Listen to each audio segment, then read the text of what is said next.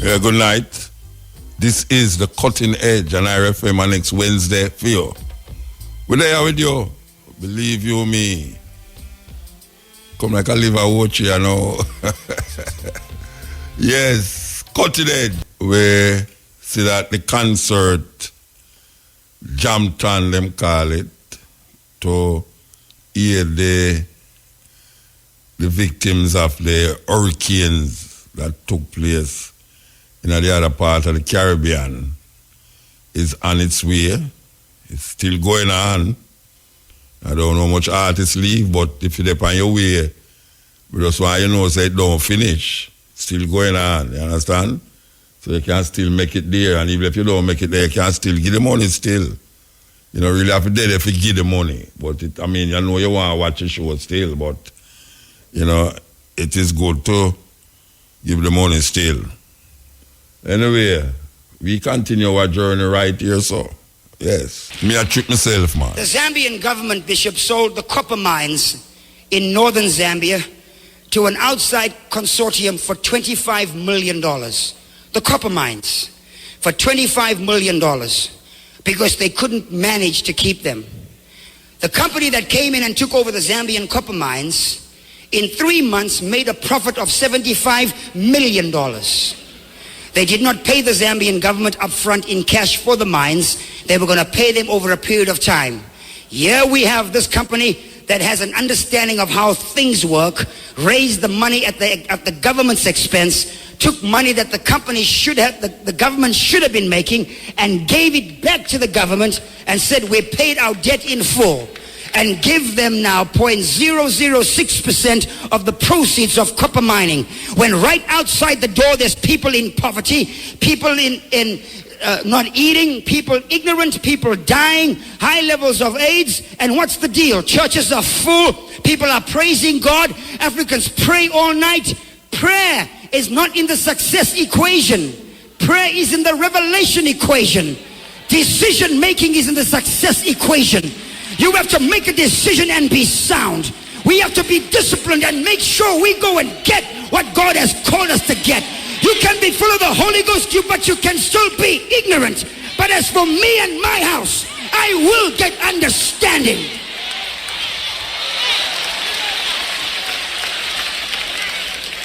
I will get understanding. I will get understanding. It's time now for us to rise up and be counted. This year, the country of Ghana turns 50. Ghana was born the same year we were born, in 1957. Ghana and South Korea had their independence dates on the same day, the same year. But look where South Korea is. South Korea is by nature not a Christian nation. South Korea by nature are Buddhists. China, which is the next large world economy, they have stated that in the next 10 years, 20% of the Chinese people will be multimillionaires. That means almost 450 million Chinese will be millionaires. They are not Christians, they are Buddhists. The Japanese are Shintoists. Those in Indonesia and Malaysia are Muslims. It's not about praising God and hallelujah and a great thank you, Jesus. It's about possessing an understanding as to how things work.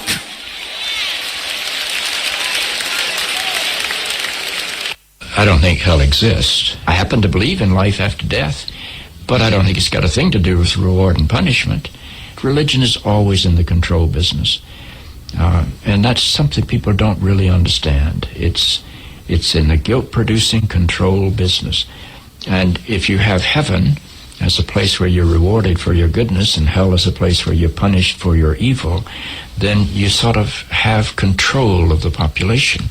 And so they create this fiery place, which has quite literally scared the hell out of a lot of people throughout Christian history. Mm-hmm. And it's part of a control tactic. But wait a minute, you're saying that hell, the idea of a place under the earth or somewhere where you're tormented for an eternity, is actually an invention of the church? I think the church fired its furnaces hotter than anybody else.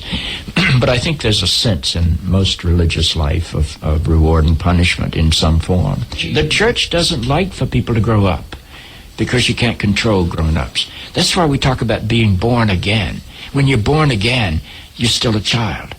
The people don't need to be born again. They need to grow up. They need to accept their responsibility for themselves and the world. What do you make of the theology which is quite prominent these days in America, which is that there is one guaranteed way not to go to hell, and that is to accept Jesus as your personal Savior? Yeah, I grew up in that tradition. Every church I know claims that we are the true church, and they have some ultimate authority. We have the infallible Pope. We have the inerrant Bible. The idea that the truth of God can be bound in any human system, by any human creed, by any human book, is almost beyond imagination for me. I mean, God is not a Christian. God is not a Jew or a Muslim or a Hindu or a Buddhist. All of those are human systems which human beings have created to try to help us walk into the mystery of God. I honor my tradition. I walk through my tradition. But I don't believe my tradition defines God. I think it only points me to God. You and I are emerging people, not fallen people. Our problem is not that we are born in sin. Our problem is we do not yet know how to achieve being fully human. The function of the Christ is not to rescue the sinners, but to empower you and to call you to be more deeply and fully human than you've ever realized there was the potential within you to be. Maybe salvation needs to be conveyed in terms of enhancing your humanity rather than rescuing you from it. Life is a startling and wondrous experience. And eventually, I think we're going to discover that God is unfolding through the life of our consciousness and our self-consciousness and is not a apparent figure up in the sky. But I believe because I'm related to something that is not bound by time and space, that I will share in whatever God's eternity is. You know, we have to see the children because there seem to be a attack. I have to say, I must have to say it. It's come like it's an attack on the consciousness that's supposed to prevail. Don't prevail again because of a certain culture in a Jamaica right now. Yeah, the culture seems not to be conducive to spiritual awakening or spiritual upliftment. It just dead as all. Everybody get caught with it. It's a serious, serious thing. This is the cutting edge. We are continuing the journey, you know. We are continuing the journey. We have a whole heap of things we want to break out tonight, you know. You know, the Mugabe thing, I think yesterday when I did on the program there, I did ask the question if anybody know of any coup will ever take place in Africa or the world for that matter with no blood, no shed. Because it's the first I ever hear of a coup with no blood, no shed. But the ironical thing about this one, you know, is that the three people them who involved in it, the three of them are best friends. Yeah, Mugabe, the vice president, because it's Mugabe make him become vice president, and the military man will decide say him go hold Mugabe in house arrest. The three of them is good friend. So I don't know if that have to do with and then no, it's ironically I have never heard of a coup where the president and the military is good friend, and then them call back for the vice president who was in South Africa to come turn president now, which is three of them is friend. It's a big thing. I don't know, it's a big thing going on. So, you know, you have to watch it and see what I got to do because, you know, them say Mugabe is the most educated African leader. He have so much doctorate and this and that. And he was one sir. Can you believe that? Mugabe was one sir, you know. And him dash with that. And he was part of the Commonwealth and that they dash with too. You know, as a matter of fact, it's them take him out of the Commonwealth too, but him no mind it. But after 93-year-old, 90-year-old, him forgot resign still. You can't hold on from power for so long, Rasta, and expect, you know, things are going to go on the same way. Because if you elect a vice president, it means you and the vice president might depend on the same wavelength, and the three only used to fight war. So we are trying to figure out is we really going there. So, and some news where I hear from in down there say, why if you have enough things to do with it? I don't know if I want to go to say the Rasta. But according to where I hear from down in Zimbabwe, the wife you have enough things to do with the whole part, confusion and mix up and go on there. So, but we can't explore that still. But Mugabe has done his work and do his job, and most of the Western world hate him, and people who follow the Western world who don't even know what they might say don't like him neither. The only thing I say about Mugabe is that him need to go, him need to resign, which him did, but under pressure from him bridging them. I'm bridging them, make him resign, you know. Yeah, I'm bridging them. The military man I'm bridging. All where you want to hear the military man I'm bridging. Maybe that's why you don't hear no bloodshed. Them sit down and work out certain things and say, all right, you want to resign, but you want to bring back me other brethren. Which is the other brethren when they that South Africa just come up the next day and just say, all right, we could start over this thing. You know, because the West not like the military man neither. The West not like the military brother there, you know. I forgot his name, you know, because they might say him did some atrocity where they go on there, so. But when I follow with them, I say, because them the same thing they say about Idi Amin. You know, and because Idi Amin decides to run out all of the Indian them in Uganda because them did bleed the country dry. And them spread up all sorts of things about Idi Amin that people start to like Idi Amin. Same with themselves with Gaddafi. Whole heap of things them say about Gaddafi because Gaddafi did move Africa upon a next level. A next level. So all the people them where you hear the West declare persona non grata, you know, and this and that, you know. We have to really take a stock and say why them not like them, why the British not like the British and the American not like Gaddafi, why them never like Idi Amin, why them not like Mugabe, and why them hold on for Nelson Mandela so tight. We have to figure these things out, you know. Why them not like Winnie Mandela? We have to figure out these things. And them kill Patrice Lumumba. Them never did like Jomo Kenyatta. Because Jomo Kenyatta rise up against the British in the Mama uprising. So more time we have to really check who them like, we know like, who we like, them no like. It's just so it go. The enemy of my enemy is my friend. I don't know what people ever hear that terminology there yet. The enemy of my enemy is my friend. And when you look on really the enemies of my enemies, you wonder how come we make them become our enemy too. And we don't realize the conspiracies abound. Conspiracies abound because we say no, America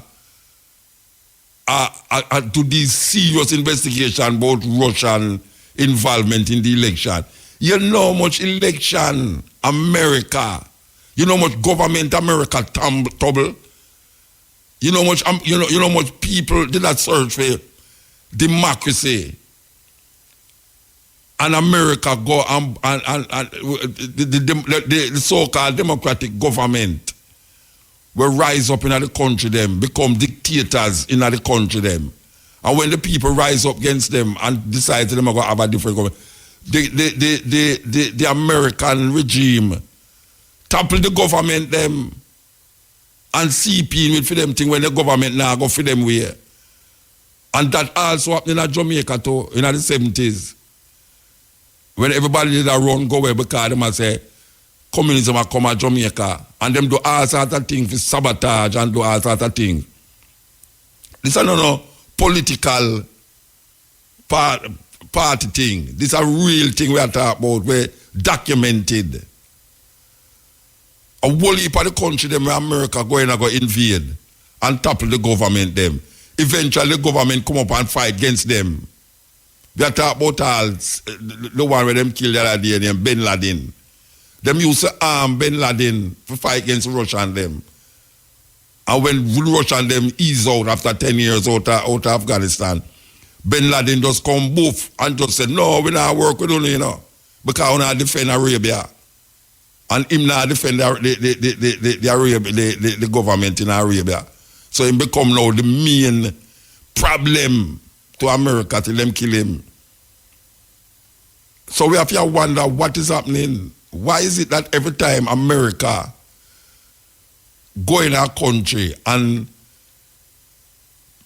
make the country become so terrible and the people them get so terrible, and then now them declare, say, look what them do with Iraq. Look what them do with Iraq. Them break Iraq and now them can't fix it. The devastation will take place in Iraq. Can you remember them Saddam Hussein for fight against Iran? Them Saddam Hussein for fight against Iran, and when Saddam Hussein fight against Iran and now him start to develop him own levels of thinking now, them fight against him to get rid of him, which give rise to a next little idiot thing them named ISIL. It's a whole heap of things, So now we look at Africa now and we say, Africa have certain leaders, and we start to demonize the leaders them.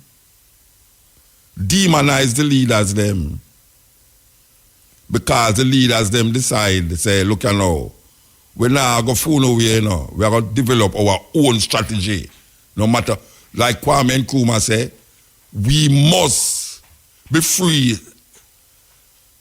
We must be free to be wrong. We must be free to be wrong. It's just so it go. So here we are saying now.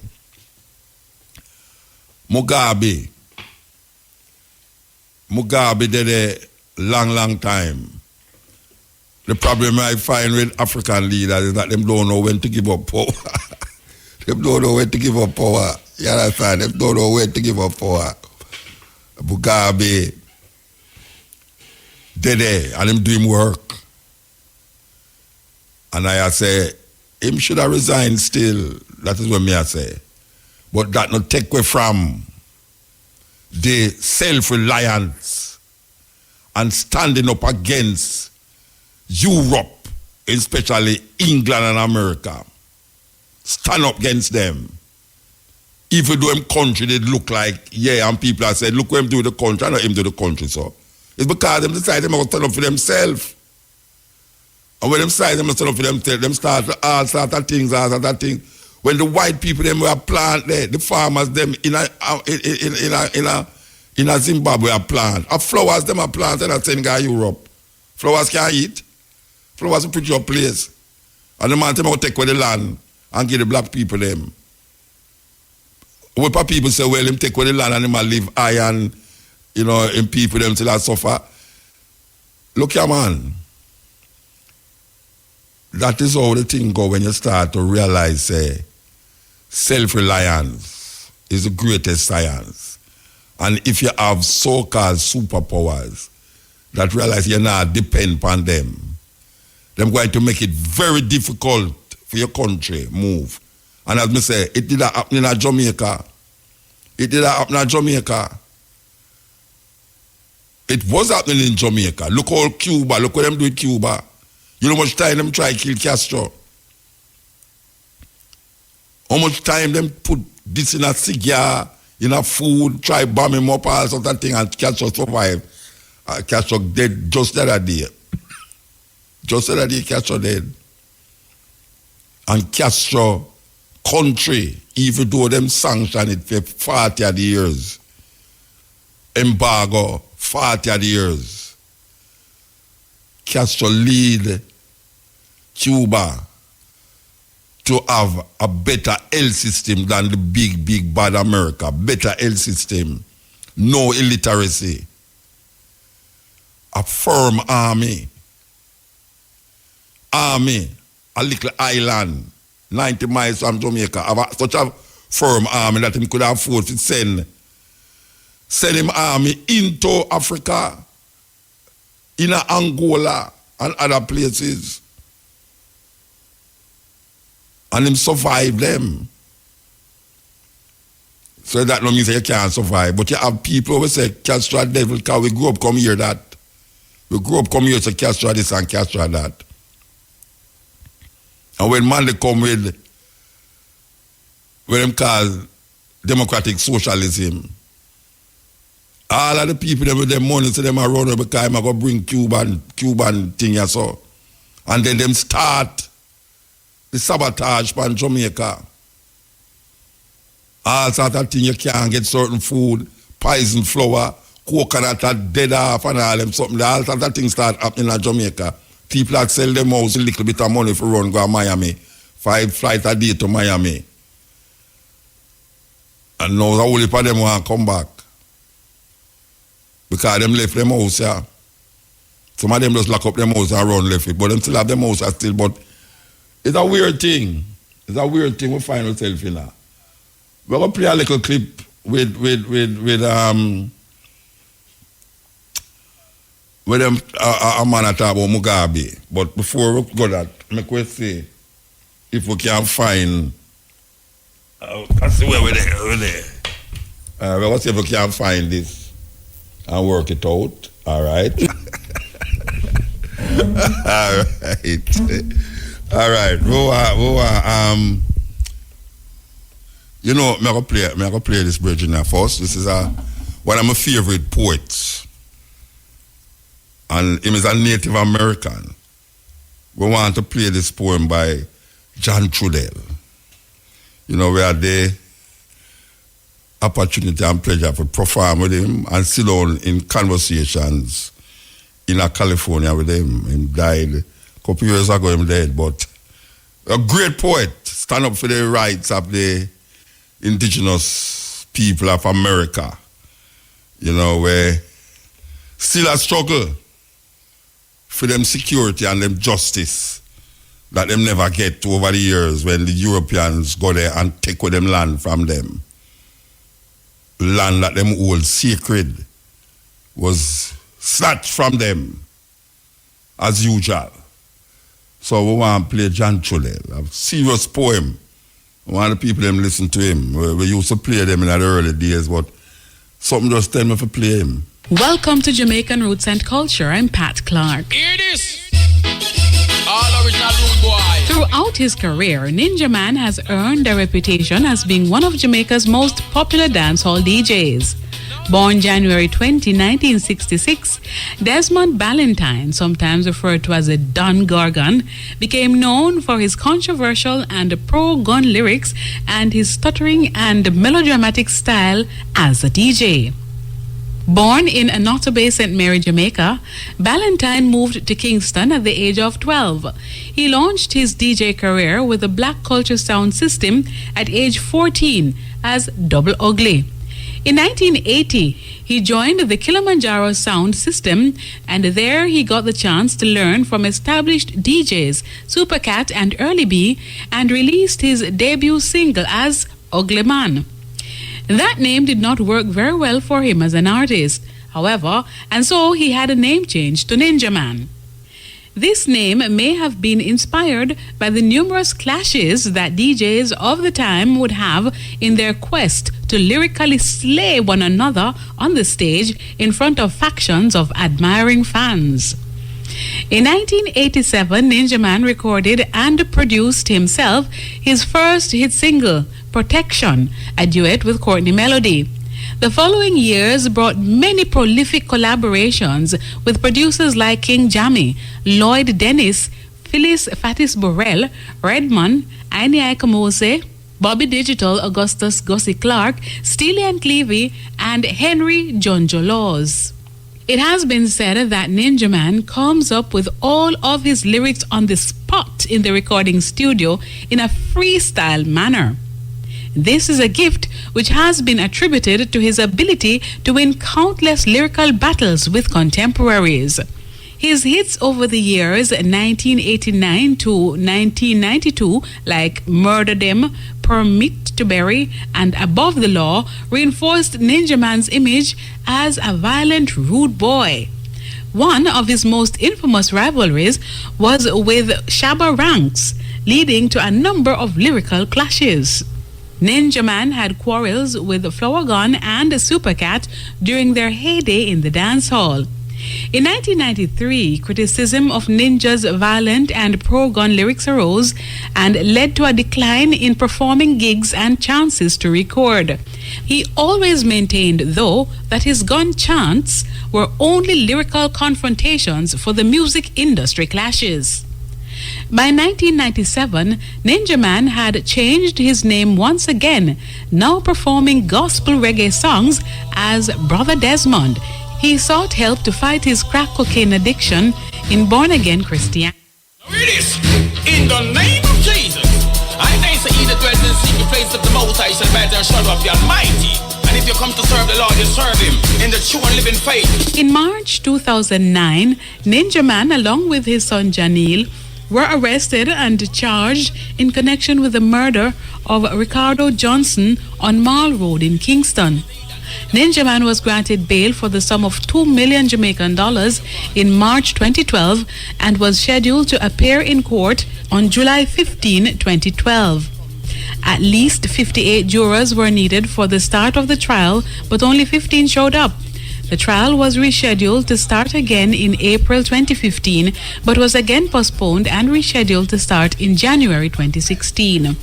While contracted to Down Sound Records, Ninja Man, along with Joe Bogdanovich, produced several stage shows in tribute to taxi men associations, giving away cars to lucky taxi men.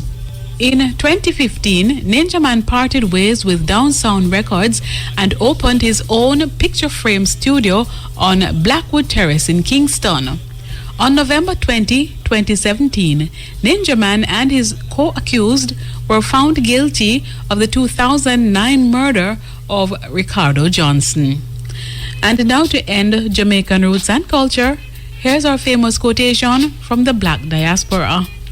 "Do not hurl a lance if you cannot aim correctly." Quotation from the Hosea in Africa. For Jamaican roots and culture, I'm Pat Clark.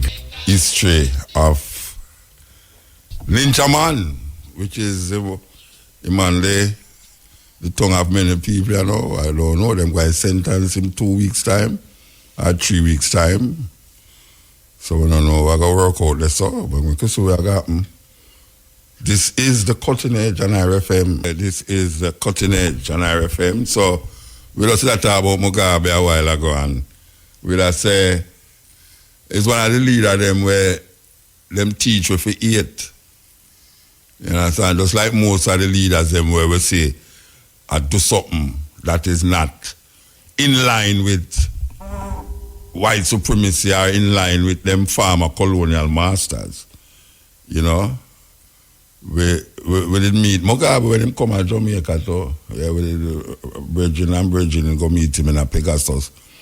We go to Zimbabwe, never get to see him. Them say he was out of the island, out of Zimbabwe.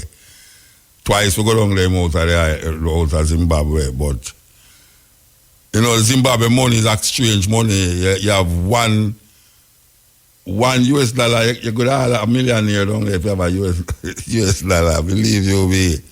But you still have a colony of white people who live in Zimbabwe, all you hear them attack, you know. Because when you go to Zimbabwe, you know, I know only black people in the place, especially you go to South Africa in your line, you go up on the plane and go to Zimbabwe, South Africa. And when you look on the plane, it's full, and then when you reach Zimbabwe, only by the white people them come up. So it's not like say no white people are there South Africa, no white people are there Zimbabwe, but it's just that Mugabe decides Zimbabwe belongs to the Zimbabwean people, unlike South Africa. You understand? Where Nelson Mandela now, after a few little stint as president, when him leave there, the land still and the economy is still into the hands of the foreigners, and who claim now say them is Africans, and also the church, the Dutch church, and the gay people them and them control South Africa really. Because South Africa is the only African country will legislate homosexuality. Yes, South Africa, the only African country will legislate homosexuality. Yes. Okay, so we want to play this clip here about Mugabe. Make us see if we line it up properly, yes or no. For several years, I've been very interested in Zimbabwe because Robert Mugabe is pretty much the only African leader trying to totally dislodge white power in Africa. A little history lesson on Zimbabwe. White supremacy came to Zimbabwe starting with the genocidal lunatic Cecil Rhodes. The country was then renamed Rhodesia. As usual, white power attempting to erase a people by trying to rename them, since names link us to a specific time, place, and culture. About the only thing that remains of Cecil Rhodes today is the so-called Rhodes Scholarship. Many presidents and so-called white liberals have gotten it and are proud of it. The Zimbabwean people did to Cecil Rhodes what all Africans do. They fought him until they won. But, as so often happened, after the Europeans lost power, they may have lost the war, but they won the peace. In Uganda, the British installed Idi Amin to be their puppet and protect their interest, which he did, until he eventually became more willful than they were willing to allow. He tossed out the Asians and denounced the whites. They've claimed, with hardly any evidence, that he murdered thousands, hundreds of thousands, possibly millions. Of course, not a single word of this is true, but it's been repeated so often that people have bought into it. In Kenya, the Brits had no problem letting their hand-picked puppet, Daniel Moi, run things for over 20 years. And when the people eventually barred him from running again, he passed the torch, or rather the knife, to yet another white stooge, Mwai Kibaki. I don't think I have to tell you that South Africa's first black president was himself handpicked by the very whites whom his so-called Truth Commission has arbitrarily decided to exempt from any and all prosecutions. Anyway, Robert Mugabe was a good little white boy for a while, doing as he was told, securing and protecting white interests. He killed anyone who threatened his rule, and the Brits had no problem with it. After all, he didn't touch the land they had stolen, nor was he interfering with their stealing Zimbabwe's minerals. They loved Mugabe back then. Ah, but they're singing a different song now. To hear the good white folks tell the story today, they sound like the police chief in the movie Casablanca, simply shocked to learn that Mugabe had committed ghastly acts of violence against people back when they were giving him praise and adulation. The knighthood. Foreign Secretary, do you believe he should be stripped of his knighthood? Well, I was horrified to find out that Robert Mugabe had a knighthood. You didn't know? No, I didn't know that he was Sir Robert Mugabe. You became Foreign Secretary without knowing that? Just on the knighthood, Douglas heard you were Foreign Secretary when he was given the knighthood, I think. I think not. You were in the government when he was given the knighthood. 94? What were you in 94? I was Foreign Secretary. That was when he was given his knighthood. But not by the. Well, I must plead total amnesia, not by me, and not, I think, by the British government. But who else can give him a knighthood except the British government? I simply do not know the answer to that. But what I was going to raise was that he was known when he got that knighthood, whoever gave it to him, the British government, or I can't think of any other government that could give it to him, it was known already by them that he had massacred 20,000 people in Matabeleland with North Korean trained armies in the 80s. Why was he ever given a knighthood? He hosted a Commonwealth conference, and conceivably it might have been in recognition of that. The Queen went there. He was, I don't say in good standing, but he was a member of the Commonwealth alongside a lot of other people. Of course you did. That's right. Robert Mugabe is actually Sir Robert Mugabe, a knight of the British Empire. So, if Mugabe was a loyal wannabe white boy, what changed? Under immense pressure from the African people, he eventually became dissatisfied with being the whites' lackey and decided to start taking back his people's land. This is where the British and the Americans declared war on him. The main cheerleaders against Mugabe has been the BBC. the British news outlet through whom the world has gotten its news about Zimbabwe for the last 30 years. They've accused him of everything but the Jewish Holocaust. Until Mugabe started reclaiming the land, that same BBC wrote nothing but glowing reports about him for over 25 years. But the instant he started taking back the land, they've had nothing but scorn. In order to make it clear how evil Mugabe is, the white media decided to manufacture a hero in their little drama. They chose the MDC, the so-called Movement for Democratic Change. The MDC was started in the late 1990s, back when Mugabe was still carrying water for the whites. The MDC didn't want whites out of power. They just wanted the money the whites had been giving to Mugabe to be given to them instead. The whites at first ignored the MDC, and the MDC couldn't get their candidates elected dog catcher. They had no money and no media support. But when Mugabe started reclaiming the land for his people, all of a sudden the whites started pumping cash into the MDC like crazy. The BBC decided these guys would be presented to the world as heroes fighting against an evil dictator. Of course, they never tell anyone that the only thing the MDC is fighting for is for whites to keep the land they've stolen. No economic policy, no agricultural policy, no educational policies. The MDC's entire political platform can be summed up in 7 words. Don't touch the land the whites stole. Mugabe is called a racist, but the BBC never once has shown the world just who the men who run the MDC are. Men like Ian Kay, a domestic terrorist charged with numerous counts of inciting violence. And this guy is a member of the MDC and is now a Zimbabwean parliamentarian. In a country where whites are only 1% of the population, how is it possible that this guy can be a member of the parliament? Because he's one of the racist white thugs who was running the place during colonialism. He's used the money he stole to engineer a place for himself in the government of a country he shouldn't even be in. Idiots like Morgan Chirangi are only puppets. It's bastards like Kay who actually run the MDC. Chirangi does what they say. But back to the whites' PR war against Mugabe last year. Realizing they couldn't pull in Iraq and gin up a quickie excuse to invade because everyone would recognize it as recolonization, the whites in London decided to take out sanctions instead. And when that didn't work, they asked the U.S. to do the same. The president at that time, W, gladly obliged. Pay attention, because what comes next is crucially important. The U.S.'s very first move was to freeze credit against Zimbabwe. I'm sure you've heard the term credit freeze the last 10 months. It's a credit freeze by the World Banks that has brought the U.S. to its knees, destroyed the housing market, and caused a global economic catastrophe. I highlight that so you can understand how important credit is to a national economy, even the U.S.'s.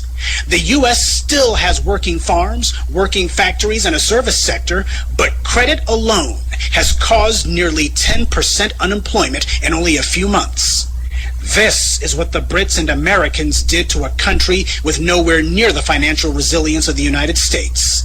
This was when Zimbabwe's economic troubles started, not during the land reclamation. Neither the BBC nor any other part of the white media has told this story, but you're about to hear it now. They instead talk about Zimbabwe's economic woes, and they always talk about the whites being forced off the land they stole.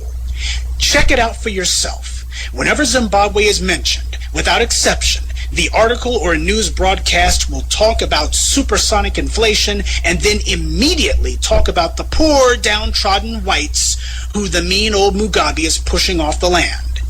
This is done in order to create a false association in your mind between Zimbabwe's economic problems and whites being evicted from the land they stole, even though Zimbabwe's problems are not at all related to the land reclamation program, rather the freezing of credit, financial assistance, and assets carried out by the U.S. on the behalf of Britain. They also keep talking about the farms, like the whites are just Farmer Joe working to feed the Africans. Let's get one thing straight. The Africans were no better off food-wise before Mugabe started taking the land back. The main people who benefited from the white so-called farmers in Zimbabwe were the whites in South Africa.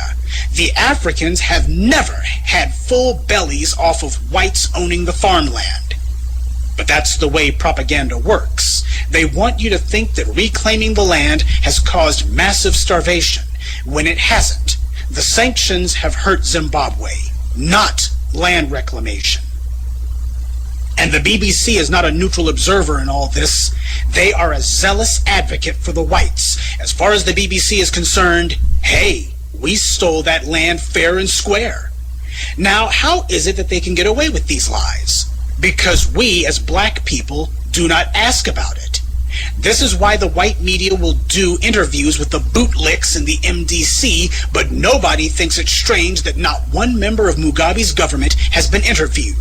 In fact, he took out sanctions against Mugabe more strident than anything he ever did against Iran or Iraq. Neither Mugabe nor any member of his government or anyone seeking to advocate on their behalf financially can enter the U.S. Think about that. Ahmadinejad went to Columbia University and gave a lecture, even though he took Americans hostage in the 1970s. Say, isn't he supposed to be on the no-fly list? The U.S. has removed sanctions against Libya and normalized relations with that country, even though Gaddafi was responsible for the deaths of Americans, the destruction of U.S. airplanes, and numerous acts of terror against the U.S., for which he has neither been punished nor so much as apologized. But Robert Mugabe, who has not committed an act of terror against the U.S., not supported anyone who has not even spoken in defense of anyone who has committed terror against the U.S., has sanctions put on him. So why is he on a terror watch list? Why can't he enter the United States? When Mugabe won the last election, the whites realized he was going to finally go ahead and toss them all out. That's why we saw the fake outrage from them last year. They tried to go to the African Union, figuring that because they had created the African Union and had most of its members on strings, that it would be a simple matter to get the poor Africans to denounce Mugabe. And after that, they would get the Africans to authorize the Brits to send in the Marines. Of course, it didn't happen that way. The AU rejected what was an obvious attempt at recolonization. So, the whites went running to the UN instead, figuring they would get their way there. But Mugabe had already shored up his political support on the UN through the alliances he built with China, who, as a permanent member of the UN Security Council, has veto power. And Russia also joined China in vetoing the Brits' plan to move forward with military action against Mugabe. The whites howled and screamed about it. How corrupt the UN is, because one vote is all it takes to derail the whites' well-laid plans. But those same whites have no problem when the US is the only Security Council member to vote against condemning Israel for its violence against the Palestinians, or when the US votes against a resolution condemning racism. Zimbabwe is a small, poor, weak country. But even so, Mugabe has outfought and outthought the Euro clowns every step of the way. It just goes to show, anyone who says you can't beat the whites at their own game never tried. This is why the white media can't get enough of hating the man. To them, he's like O.J. Simpson times 1,000,000. Every day they see him, they have to look at a black man who has shown the world that whites can be kicked around, punched around, beat around, thrown off the land they stole, forced to give back the money they robbed the world of, and that if the non-white world bands together, even the U.S. can't do a damn thing about it. It is the single most dangerous example of defiance toward white power that the modern world has ever seen. But most blacks don't even know that it happened. What happened to Africa under white rule was the same thing you see today, a relentless PR war to convince the world the Africans were primitive savages and they'd be better off with whites in charge. They can't force the issue, so they need to use the last bastion of white power, the media, to fool people into coming to that conclusion on their own. This is why they cannot allow Mugabe's people into the country, why no reporters will talk to him, and why they must demonize him day and night. Mugabe represents the greatest threat to white power the world has ever seen in the modern age. He's no Nelson Mandela, no stooge. He's a man, a black man, standing on his own 2 feet. No, I don't forgive the thousands of lives Mugabe took, but as it stands, he is fighting for the right thing now. I wouldn't build him any monuments, nor would I praise him. But it's not Mugabe I care about. It's Africa. So I support what he's doing. Because it's way past time somebody had the guts to. This is why President Obama extended, yes, you heard me right, extended the sanctions W took out against Zimbabwe. That's right. Obama is carrying out the whites' orders. And he has no problem letting Zimbabwe's government leaders into the country just so long as they're leaders that the whites approve of. If the whites were really so concerned about electoral fraud and election-related violence in Africa, why haven't they said a word about Kenya? Because at the same time we saw whites working themselves into a lather because some white troublemakers said their votes didn't get counted, in Nairobi, the British-backed dictator was busy killing over 1,000 of his fellow Kenyans and displacing tens of thousands more. Just so you know, even the most outrageous death tolls Mugabe has been accused of in 2008 only came to 130 at most. And that's from the opposition party, who I'm sure had no incentive to lie. All the world press talked about the real massacre going on in Kenya, the real barbarity taking place by the British hand-picked stooge in Nairobi. But for some reason, the BBC didn't hear a word about it. The British government didn't go to the African Union and demand that their hand-picked puppet Kibaki be denounced, and they sure as hell didn't go to the UN either. 2 disputed elections, claims of governmental violence in both cases, but one saw the death toll reach astronomical heights, while in the other case the casualties were negligible. Yet who did the whites choose to go after? See, it's never been about land or human rights. Since when have the Euro clowns ever cared about that anyway?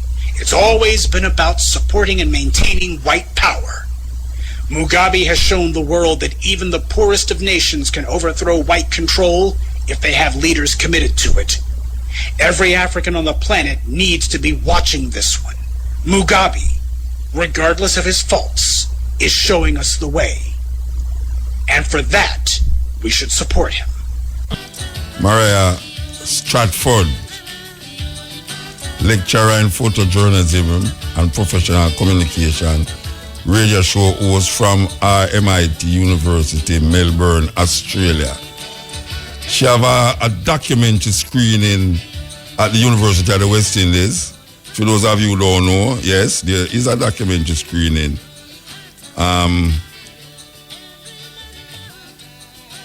Well, it's not really a documentary screening, really. It's a photo exhibition. Yeah. We really want to find out if it's the 2 of them shab up there. we could talk to her. Good night, Miss Strafford. Good evening, Muta. How you do?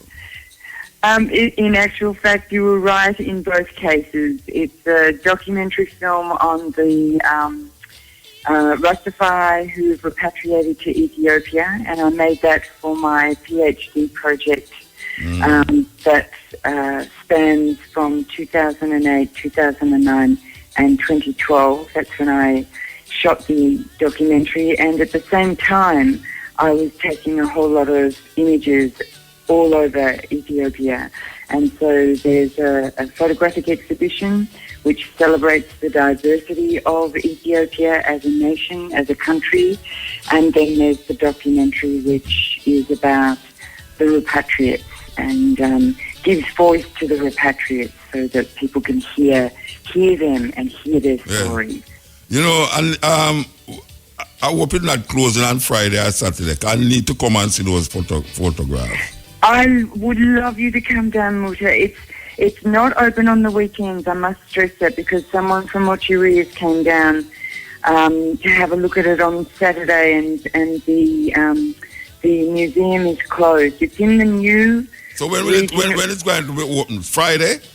It's open Monday to Friday. Okay. What from time? From 10 in the morning From till 10? 4 in the afternoon. Okay, all right. I'm going 10 to in come the on morning Friday. till 4. But if you want to watch the documentary, because it's 40 minutes long, Yeah. you would need to come around 3 o'clock. So you can look at the images, we can talk about the images, and you can watch the documentary, which brings up lots of questions and lots of discussions when people are watching it. So how long it's been going on now? How long it's been going on? Well, it's the total amount of time is 3 weeks. So it started on the 6th of the 7th of November, and it's going through till the 30th of November. But the curator, Dr. Susan Francis Brown, is saying to me, "Oh well, maybe we'll have it up on the Friday as well, 1st of December." And then it'll be at the end of the week. And so hopefully it'll be up till the 1st of December. So you've got the whole of next week. I need to come. I'd love you to come and see it, really. I went away on this cruise, and now I'm back. It's a lucky thing that they remind me about this interview, because I would have never remember say I wanted to come up there. Yeah, but all right. So tell me something now. You know, there's this what you call coffee table book, a big book by two ladies who go around Africa. And I don't remember the name of these women, you know. I have the book in my house. It's two large books.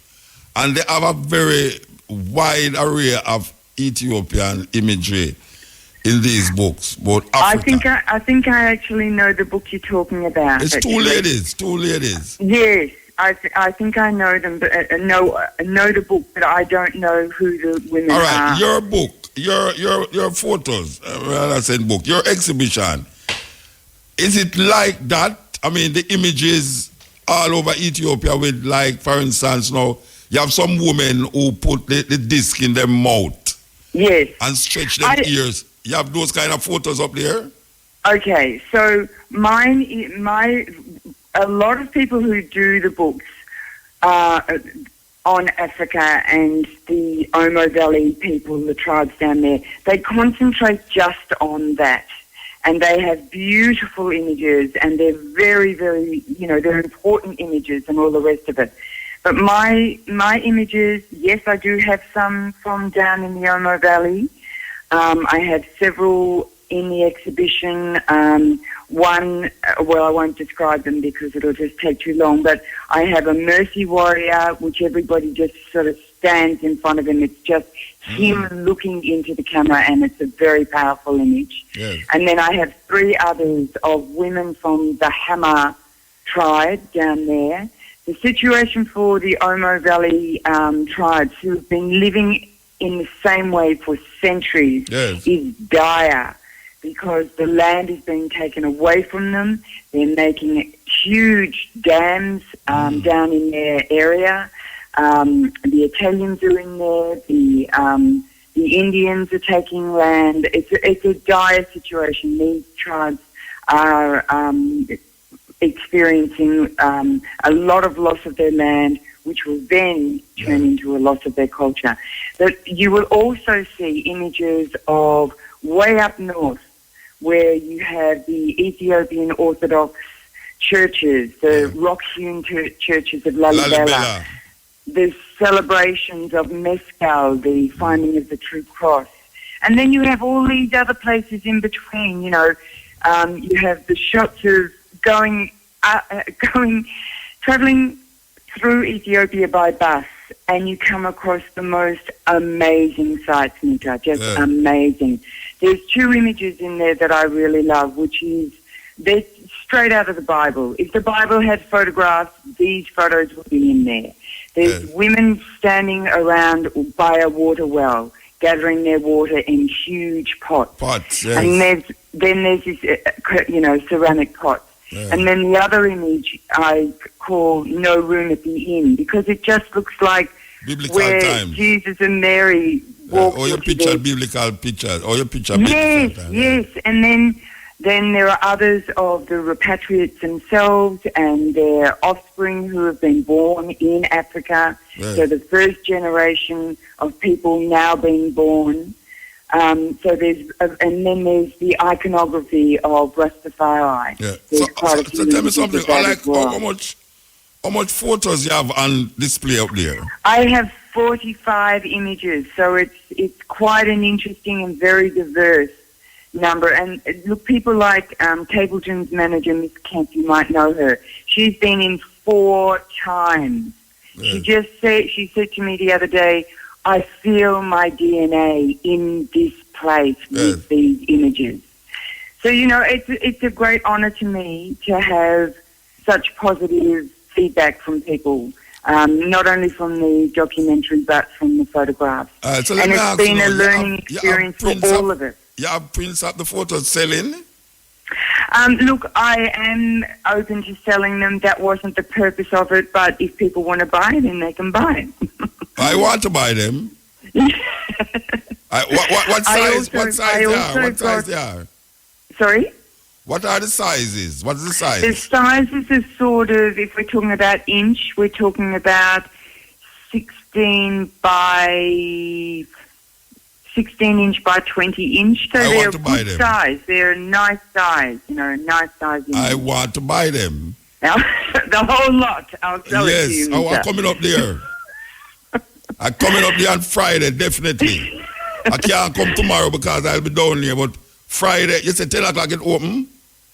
It's open from 10 o'clock in the morning. I'm a late riser though, so I sort of get there about 10:15. I'm there all day, and so people can come in and they ask me questions. We discuss the images. I talk about the experience, and so I'll be there until 4 o'clock. But as I said, if you want to watch the documentary, if anyone wants to come and watch the documentary, make sure you're there around 3 o'clock because we close at 4. Well, you put a little red sticker on them.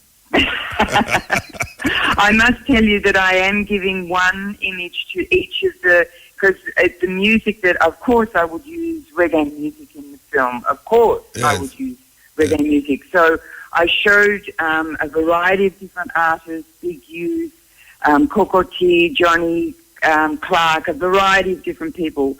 I've shown them how I've used their music, and they said, if it's for Africa, then use my images. So I want each of them, Bobby Digital, Dixon, Bunny Lee, a variety of people are coming to choose which image they want. And so, yes, so they will be spread around, but there'll be plenty more, Muta, for you to pick from. Yes. Okay, all right. Well, all right, so remind me again, it's going on till when? It's going on till definitely the 30th of November, possibly the 1st of December. And just remember that it's not in the campus. It's you go to the front gate where you enter UE in Mona, but then don't go into that it's on the right way. You look across the road and it's a big building. It's a new building. The new building. It's in the new building. It's on Mona Road. That's Mona Road. That's exactly on Hermitage Road, which I think Mona Road turns into Hermitage. Oh yes, Might that be right? After you pass the aqueduct, yes. Yeah, and it's a lovely little museum too. More people should come to see it. It's a lovely little museum about it. Most of the history in the museum is about the university, and so it's quite interesting. All right, tell me about the documentary Rasta's Journey Home. What? Okay, Rasta's Journey Home is. You see, the thing is that I'm a photographer and a documentary filmmaker, and I work at the university, and I hadn't done a film for a very long time. Wait, just a minute. Me could just take some others and work it out. All right, we're going to take some other and work it out. Yeah? Yes, we're talking to Dr. Stratford about this exhibition that is at the university. Yes, ma'am. Yes, so... Yeah, before we went to the advertisement, we was asking about the Rasta's Journey Home. That's right. So that's the name of the documentary film, and people ask me, why did I do it on the Rastafari repatriates? And the answer to that is that I lived in Jamaica in 1976 and 1977 when the two sevens clashed. And I took a course in photography at the Jamaica School of Art, which is now the Edna Manley School. And so I was I was a student at a time when a lot of Rasta were in the dance school, the music school, the art school, and I was welcomed into the community of Rastafari from those times, from the 1970s. And I became a 12 Tribe member, and of course, as you know, in 12 Tribe, one of their raison d'etres was to repatriate as many people as they could to Ethiopia. And so I always wondered after that, you know, I left Jamaica, but I kept in contact with people, and my son's father is a Rastaman from Jamaica, etc., etc. So I always had this contact still over the last 40 years with Rastafari. So for me, it was a natural thing to do, to research something that I'd always wanted to know, what actually happened with the repatriation in Ethiopia. How big was the community? What were they actually doing there in Ethiopia? And of course, because I'm a visual person, it was bound to be a visual medium. So it was a documentary film, which also includes a lot of still images that are set to the music of reggae. So it's the reggae music that talks about Zion, being Africa, repatriation, those sorts of things. And so for me, as a visual person, and after seeing what was around about the Rastafari as far as research had gone, there had been a number of PhDs and a couple of masters. They were all written pieces, and they were quite academic in the way that they had been approached, because in lots of cases, in lots of universities, that's what you have to do. You have to write in a particular style. But what that doesn't give you as the viewer, as the reader, is a sense of what these people are experiencing. So an audio-visual film, a documentary, serves as a platform for the repatriates to express themselves and have their voices both heard and acknowledged, which is different from someone writing about the experience that they are going through. Mm. And so what a written thesis does, it lacks that visual connection, you know, the body language that you look at, the tone and expression in someone's voice, the actual words that they're using. And that you can pick up when you're watching. So how long is it? How long is the documentary? Sorry? How long is the documentary? It's 40 minutes long. 40 minutes, okay. Yeah.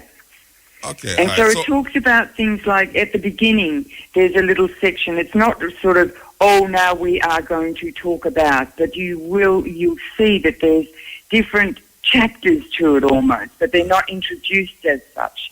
So you'll have the section where there's a number of Rastafari who talk about why they left the West, you know. I mean, one old Bobo Shanti priest was part of the Coral Garden massacre, and so of course he would want to leave. Then there's a brethren from Dominica who was arrested on a trumped-up charge of murder and put in solitary confinement for 7.5 years before he escaped. Yeah, so there's these sorts of stories. The dread law in Dominica, the dread law. That's right, there was a shot-on-sight law in Dominica against Rasta. Yes, there was a thing called the Dread Act. Yes. And you could shoot and kill Rasta without any consequence. Yes. A lot of people don't know that. That's right. And so he talks about that. He talks about 150 of them were arrested during this Dread Act. You could shoot and kill Rasta without any consequences. Yes. They killed 50 or 60 of them. So he talks about that. Yeah. All right, we want to wrap up now. We want to tell the people that it is going on until when? Tell you exactly when it's going to go on. So it's going on until, it's only Monday to Friday. Please don't come down, people. Don't come down on the weekend because it's not open. How long will it last for now?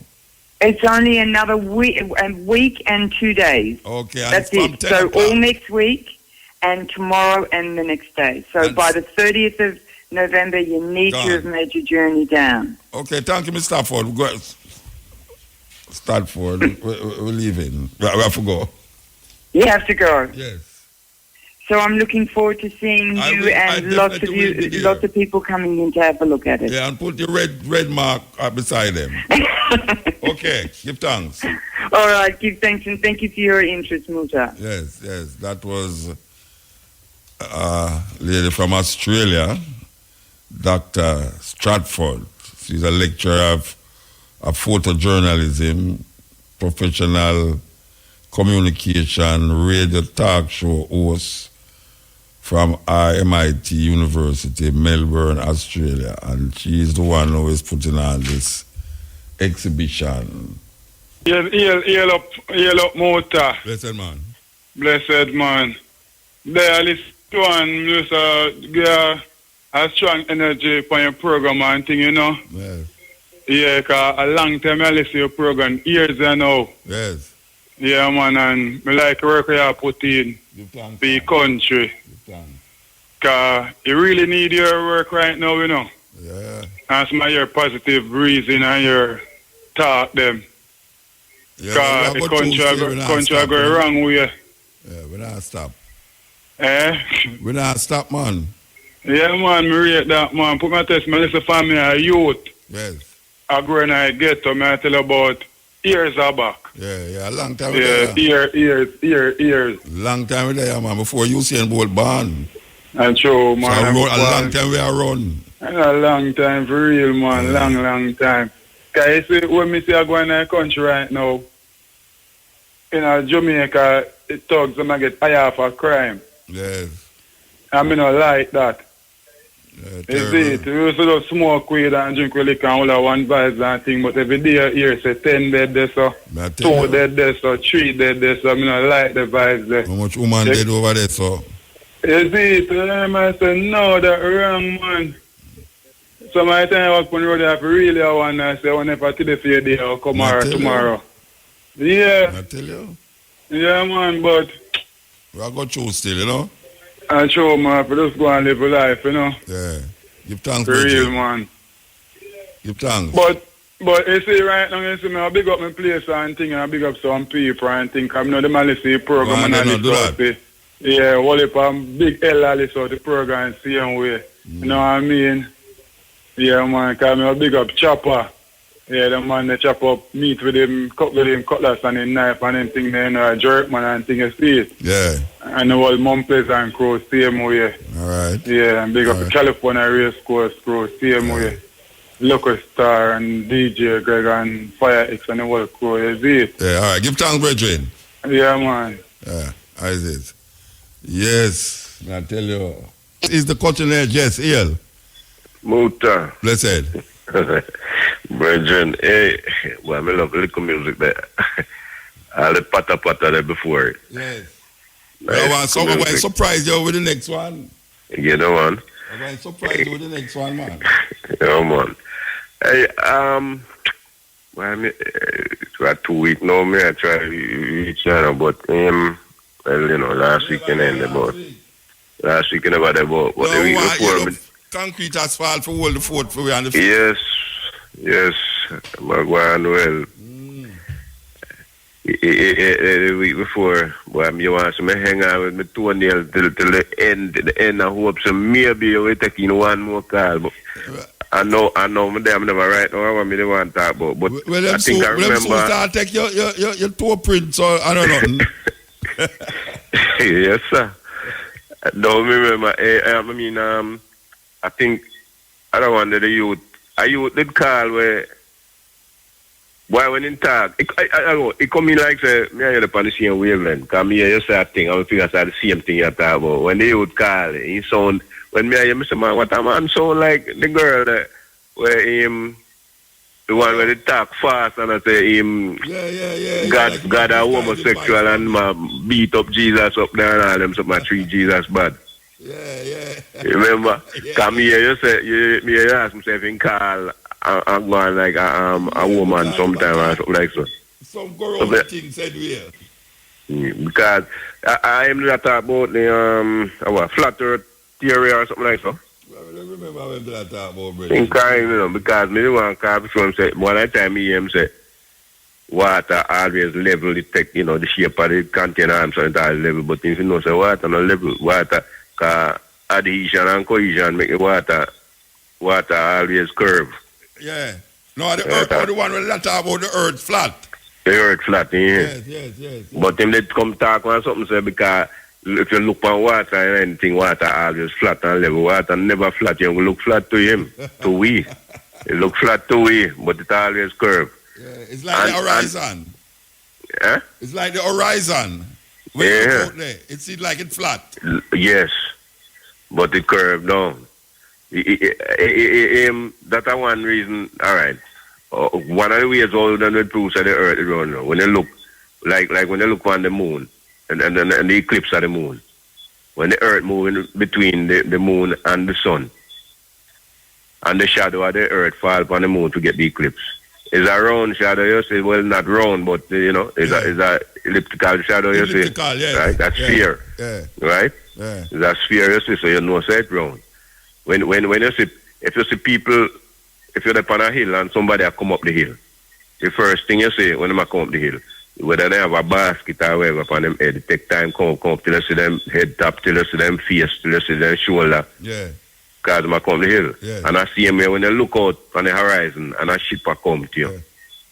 You see the top of the funnel or whatever first before you go down till you see the bow, till you see everything. Yes. Or you see the sail first. Yeah. So that means that the ship is coming up a hill.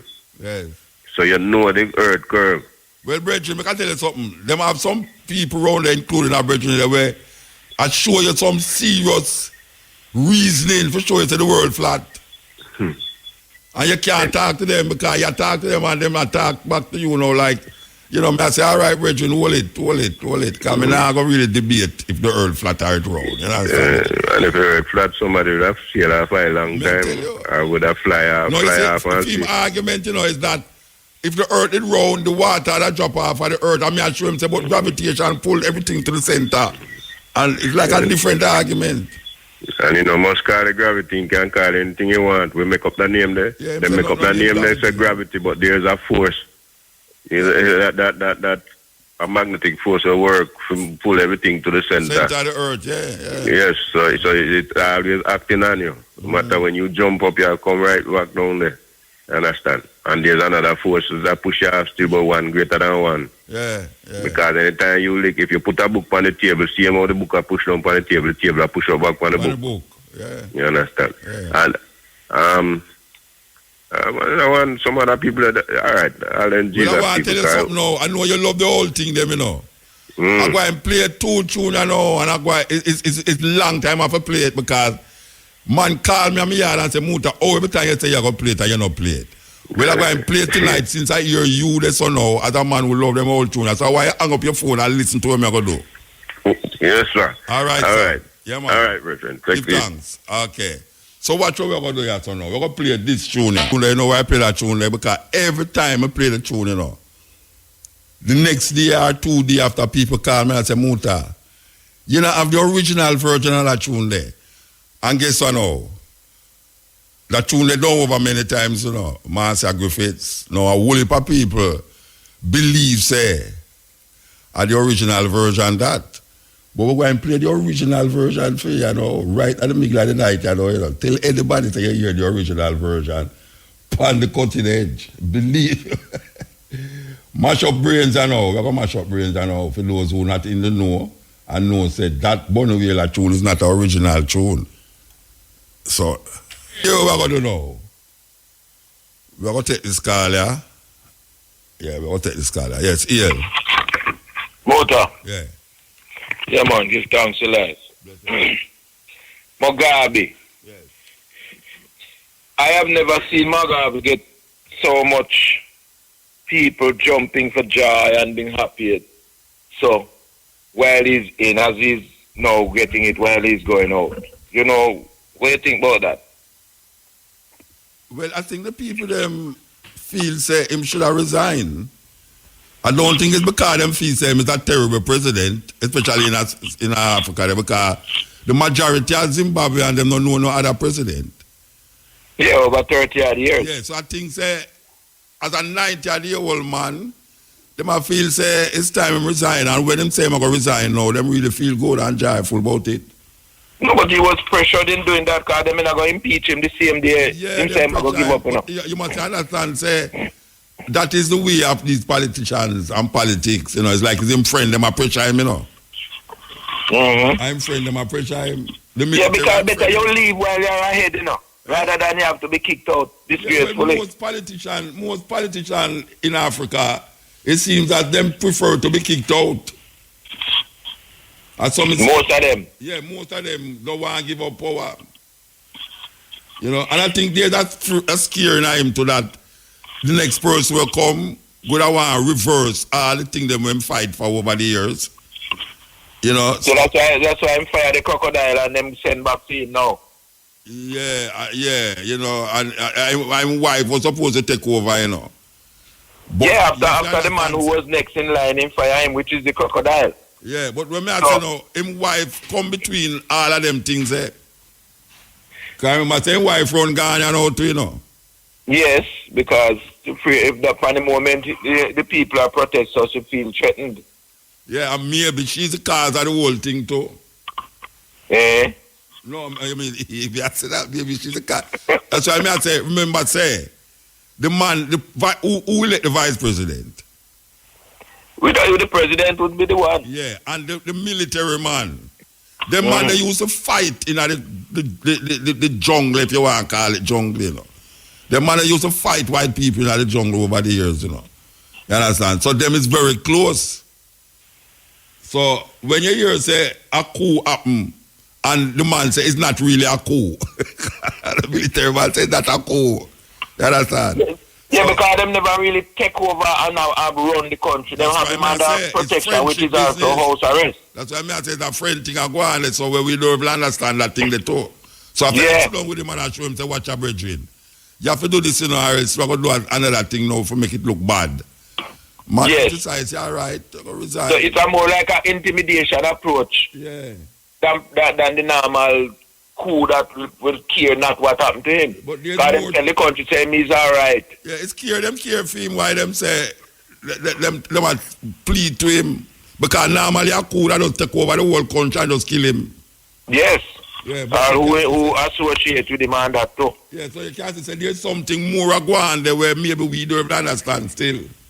Yeah, that's true. Only that, you know, I think he must have done enough for Zimbabwe already that he could have given up now. His name is indelible, man. His name is indelible. The documentary, you know, you look at thing we just play a while ago. No, I'm not tuning in. You just tune in?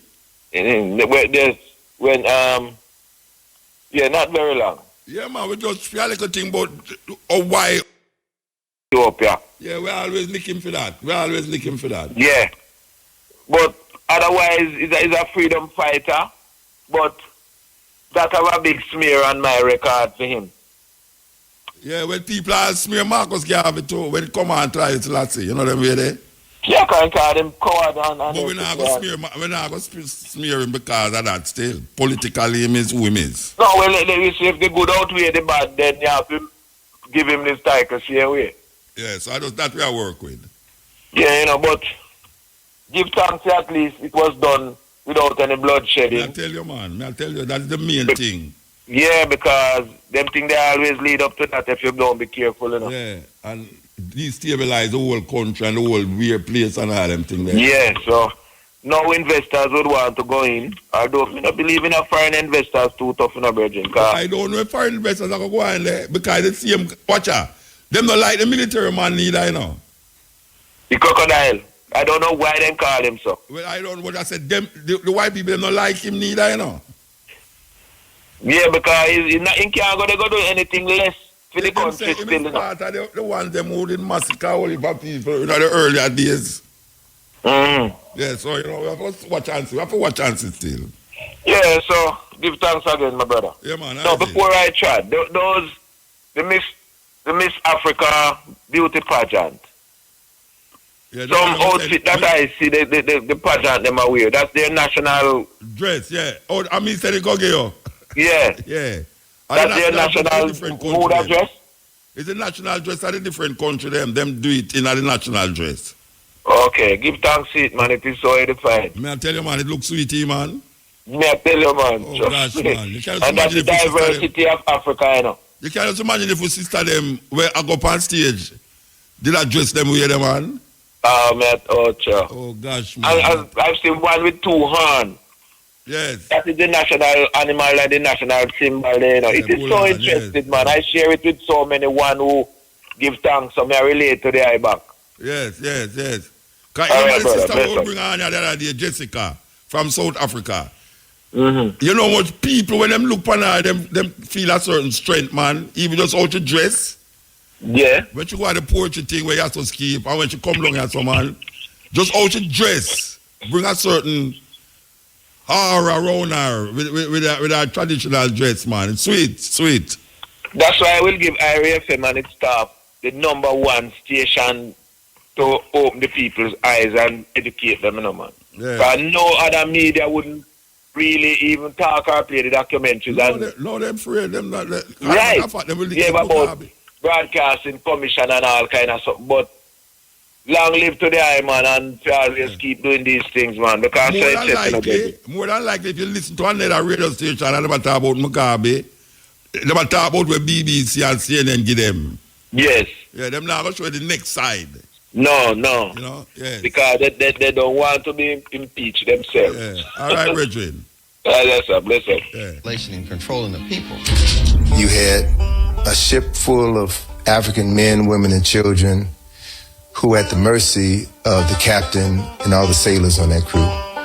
And those men could have sex with anybody they wanted to. The women, the children, and the men. You had to see 3 months tied down with these white men. There ain't no women there for the most part. When they start bringing women, they weren't even bringing women. They were bringing girls between the ages of 6 and 15 and raping them all.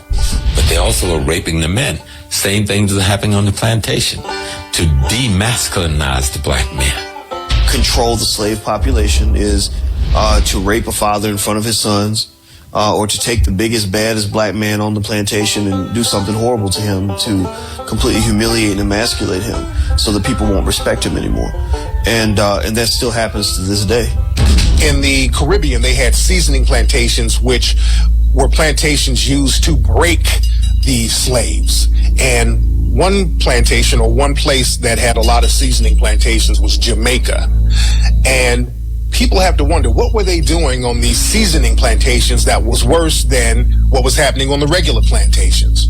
Well, one thing that they were doing on these plantations, especially in Jamaica, they were doing a process called buck breaking, where the white supremacist slave owner or the white supremacist overseer would literally rape black men in front of the whole black population in order to break his spirit, in order to break him down as a man, in order to show dominance against him, in order to show the rest of the black population that this is not your leader. I just made your leader submit to me sexually.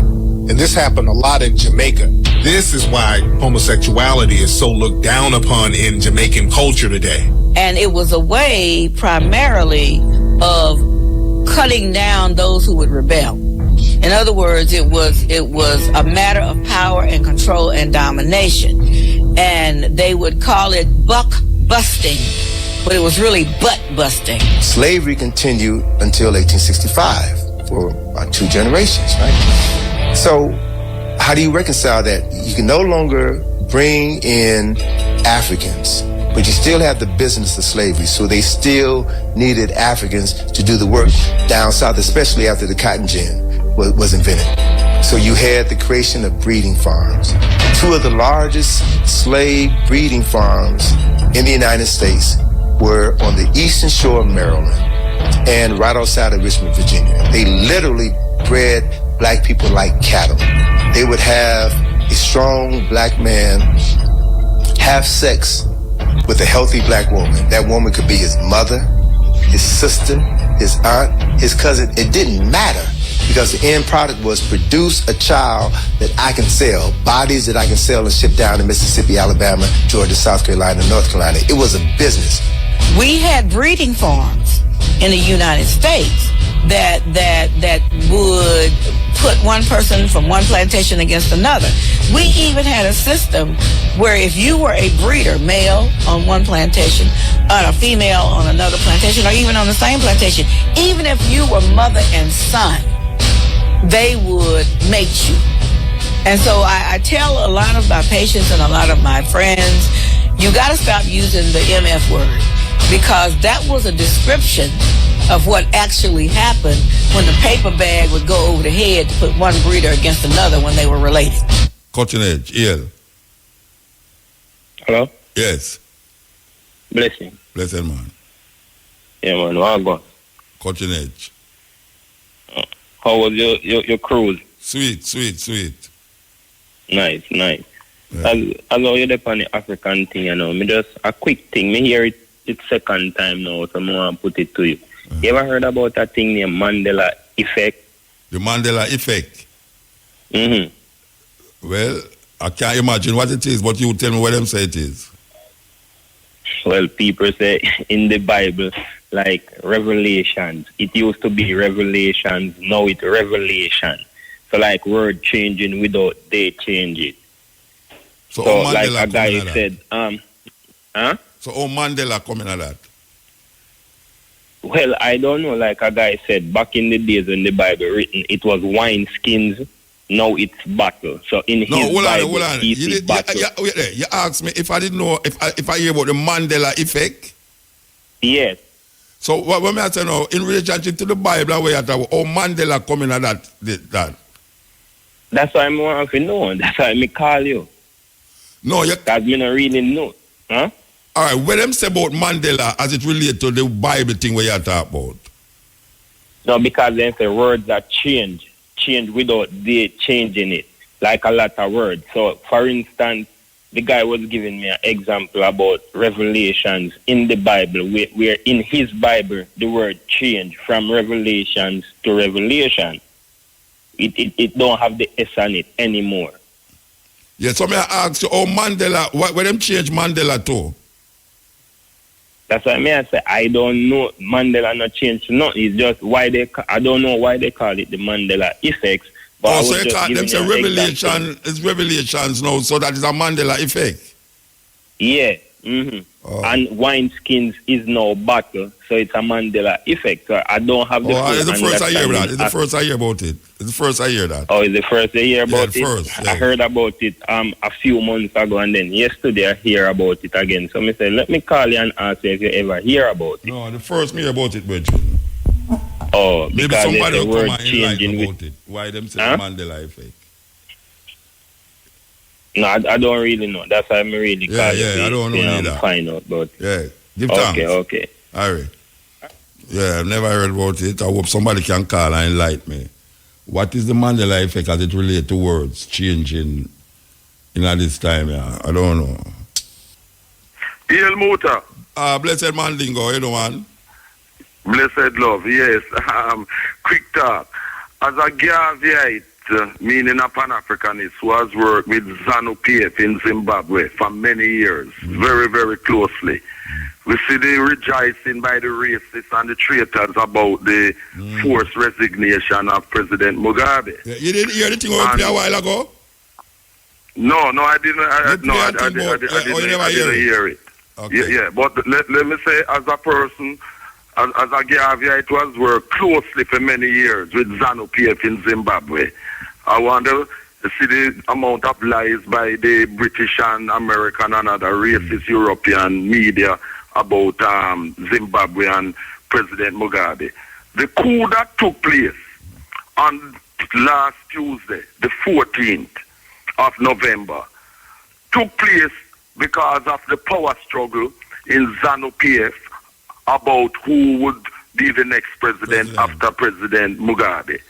Because what the error, the big error that President Mugabe made was when he sacked his vice president, which is him friend. Mnangagwa. Which is him friend. Yes. Yes. And we also got educated and so on. Yes.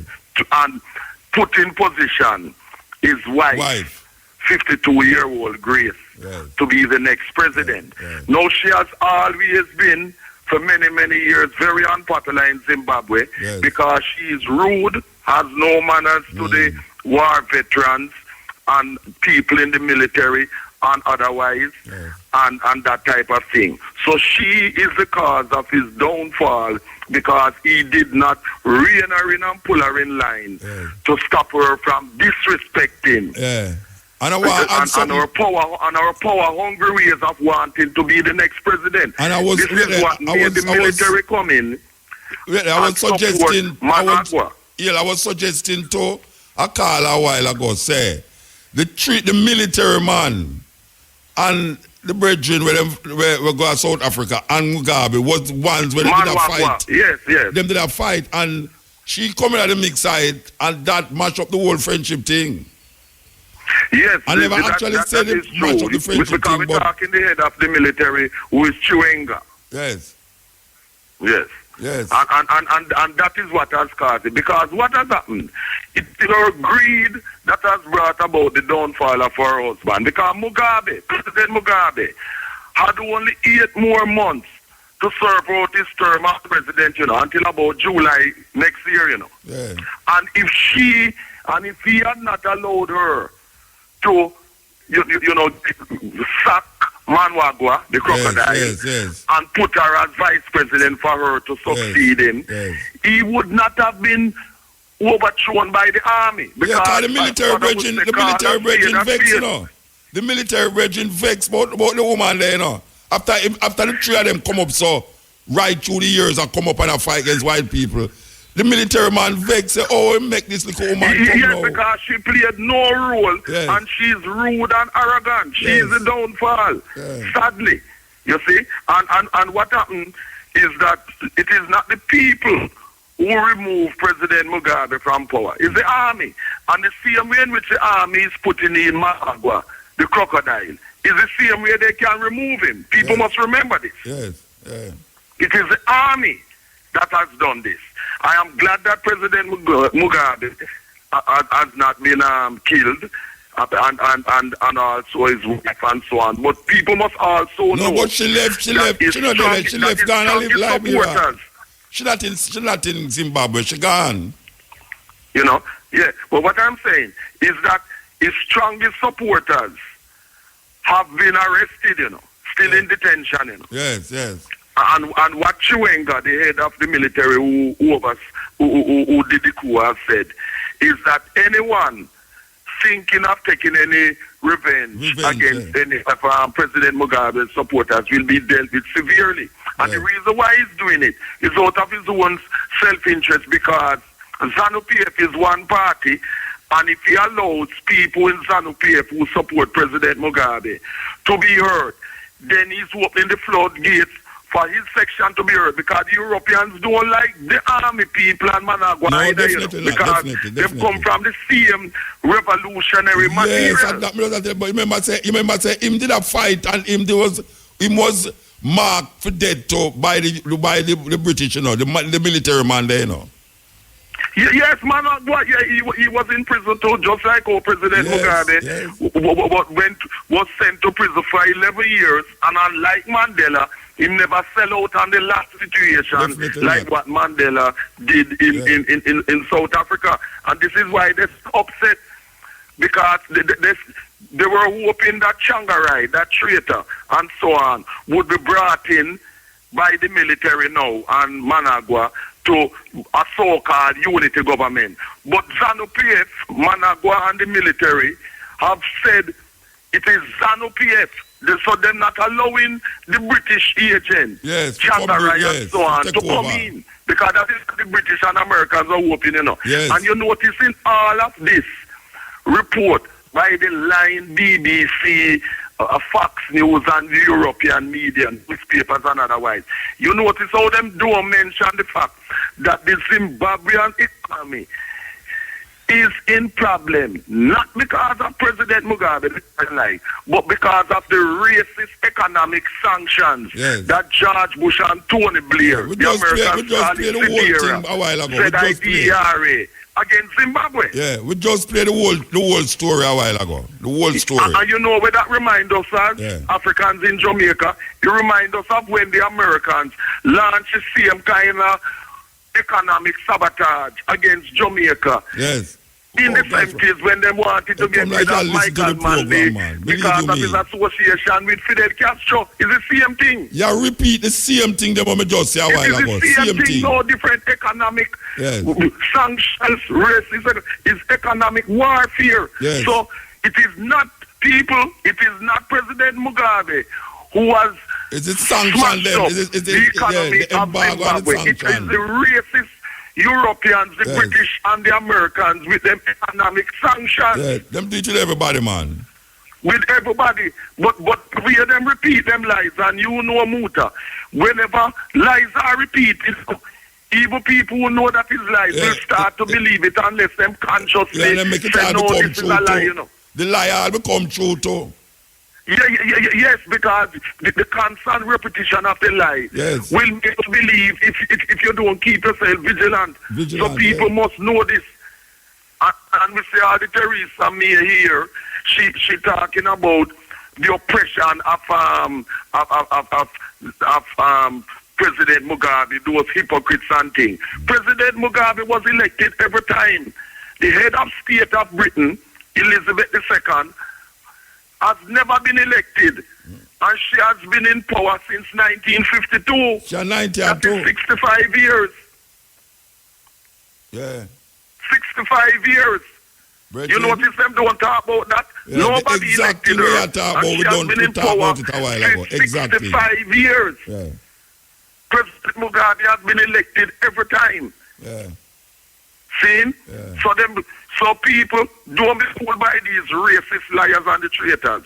President Mugabe did not destroy the economy of Zimbabwe. Yeah, I can tell you something, It's the defiance of President Mugabe why Zimbabwe is still in a good state. Mandingo. And Zimbabwe has the highest literacy rate in Africa. President Mugabe who do that. Yeah, Mandingo. I listen to that radio station them in Jamaica, you know, and every one of them I carry the BBC line, you know. Every one of them. Because they are slaves. Every one of them. That's why I have no respect for them. And also the daily papers, them in Jamaica too. All of them. Yeah, man. Them carrying the BBC line because see where them do Gaddafi. See where them do Jomo Kenyatta. See where them do Patrice Lumumba. Kwame Nkrumah. All of the African leaders. Idi Amin, every one of them. Samora Michel, exactly. Yes. And it shows you how the media, or most of the media in Jamaica is that they are the slaves of the European races, because all them know if they do is carry the lies of the BBC and the other European races and tell lies upon them own African people. All the while. You see? Yes. So this is why a program like yours is absolutely essential, because can you imagine if we never have a program on IRFM like Cutting Edge? Yes.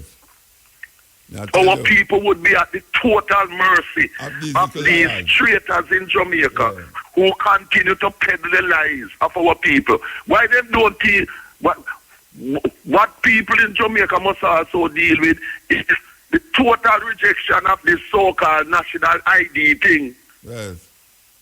Total rejection, my African people in Jamaica. It's another form of slavery, telling you just like it is. We must not have any so-called national ID system in Jamaica. America don't have it. Britain don't have it. Canada don't have it. But them want to have Africans in Jamaica. You know why? They have always feared the Africans in Jamaica, because Jamaica has produced the greatest African leader ever, Marcus Garvey, and people like Paul Bogle. There's always that fear that from Jamaica, there are always in every generation Africans who set the trend for African people worldwide. And this is why they always target Jamaica. Because once you can break Jamaica, the racists know once you can break Jamaica, you break the rest of the African world. Yes. This is a fact. And I'm going to play something I know we prove that we're our next African attack. I'm going to play a little clip where I want to show the people. Yes, it is true. So my African people in Jamaica and outside, Remember, Jamaican Africans are always targeted in every generation by the European races because they fear us, because they know that we are the ones, the fighting ones. We're not talking the traitors now. We are the ones who always spearhead the struggle against their attacks against us. And this is why they're always trying to break us, and they will never break us. And sad news of a 15-year-old youth in South Bermondsey, London, who the police beat up. 15-year-old is critical in a South London hospital now. Claim that the youth thief a phone and beat up the youth. I'm going to send on WhatsApp. The youth is critical. Let us pray that 15-year-old Terrell DeCosta, Jones Barton, African, 15-year-old, beaten almost to death by the police. That send the WhatsApp. From South Bermondsey survives. We have to move. Okay. Mugabe forever. President Mugabe forever. All right, about him never control the wife there because problem theme. But President Mugabe forever. All right, give thanks. Every time. Yeah. Yes. The Virgin echo back exactly the same thing that I talk about. You know, same thing. It's just ironical that, which is the part that I would people now want to tell the people in Jamaica say, first, well, I know nobody talk about the link between the army, the vice president, and Mugabe in Jamaica as the ones them who, I don't hear the other media them I talk about, you know, the role where the woman have to play in the dismantling up of the whole friendship and the whole thing, and why the army decides to them go hold on for Mugabe, you know. Okay, so we want to play this clip, the last clip we have played for the night, before we take no more phone call. Yes. Cassette this card. Yes, EL. Blade Mutabaruka. Yeah, talk quick, Regine. Yeah, I know it's a quick talk thing. I thought you have some little ways about you on this program, you know. Huh? Me a Rasta for 20 years now, and this program I'm listening to. Yeah. And every night fireball. Yeah. I know people must tell you, when you take the call them, you have to put your mouth at the microphone, King man. What? When you take the call them, you fade away more time. Like you're not putting your mouth at the microphone. I can't put my mouth nearer to the microphone, you know. No, but sometimes you talk, you can hear like you turn away. Okay. Like you turn away. Oh, well, maybe sometime I look to the computer to select the music or play the advertisement. And what again, me a burn you for fireball, man? Oh, you burn me for that? No, man, just a word speaking, man. But what me I say now, see, you on this program at 20 odd years. Yes. You me listen to and be a Rasta. Yeah. Boom. See, but the FM of advertisement, it fit you. Said them there 40 years and now them can't find forward. Come because again.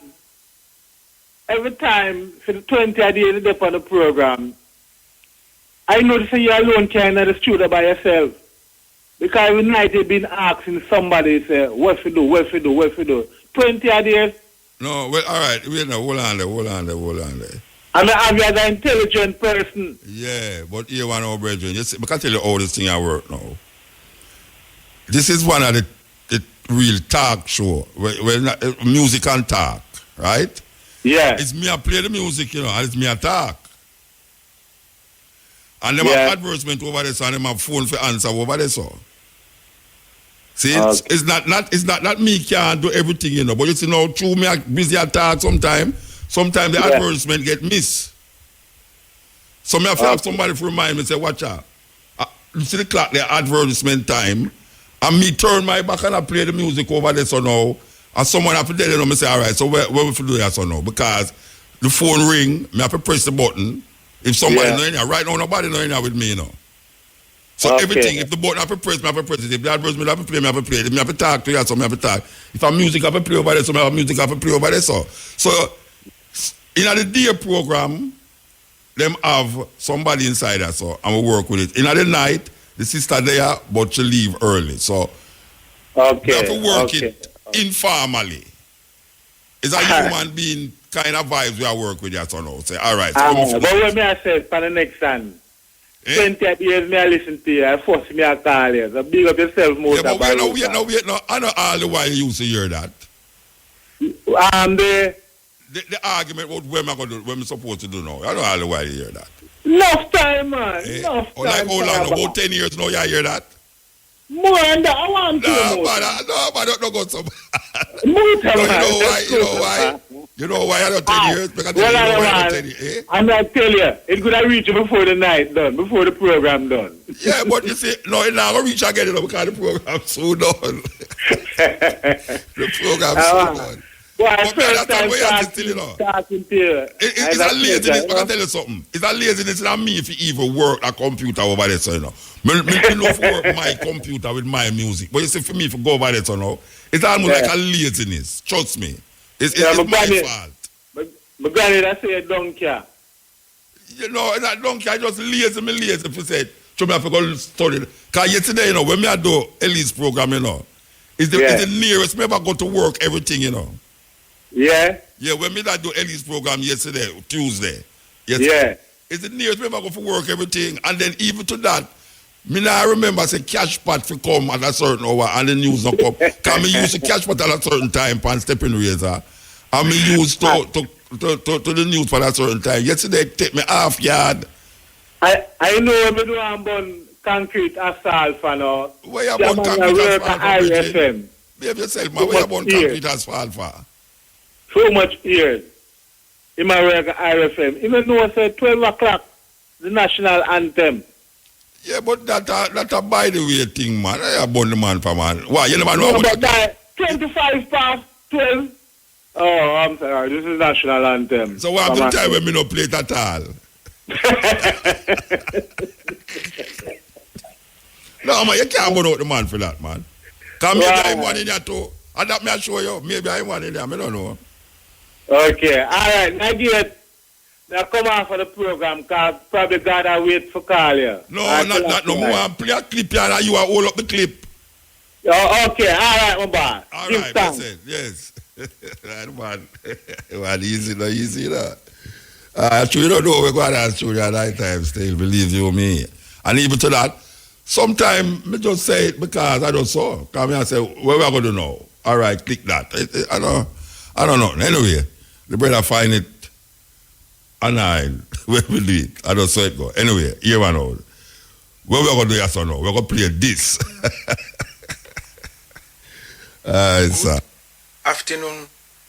Good afternoon, great people of Jamaica. My name is Kwaku Adu Jemfi Ampofo. I'm greeting you humbly. With humble respect, I speak with my brothers and sisters in Jamaica. There is something going on which I need to address because it is affecting the whole black populace. Because Jamaica is the eye of Africa. If something goes on well in Jamaica, it affects all the black people. Because Jamaica, as I have said many times, as Nelson Mandela also said, is the strength of Africa, a land full of prophets and prophetess. Jamaica, lend me your ears, humbly, with respect. I'm talking to you. I give you the honor and I give you all the utmost respect because you represent us as Africans.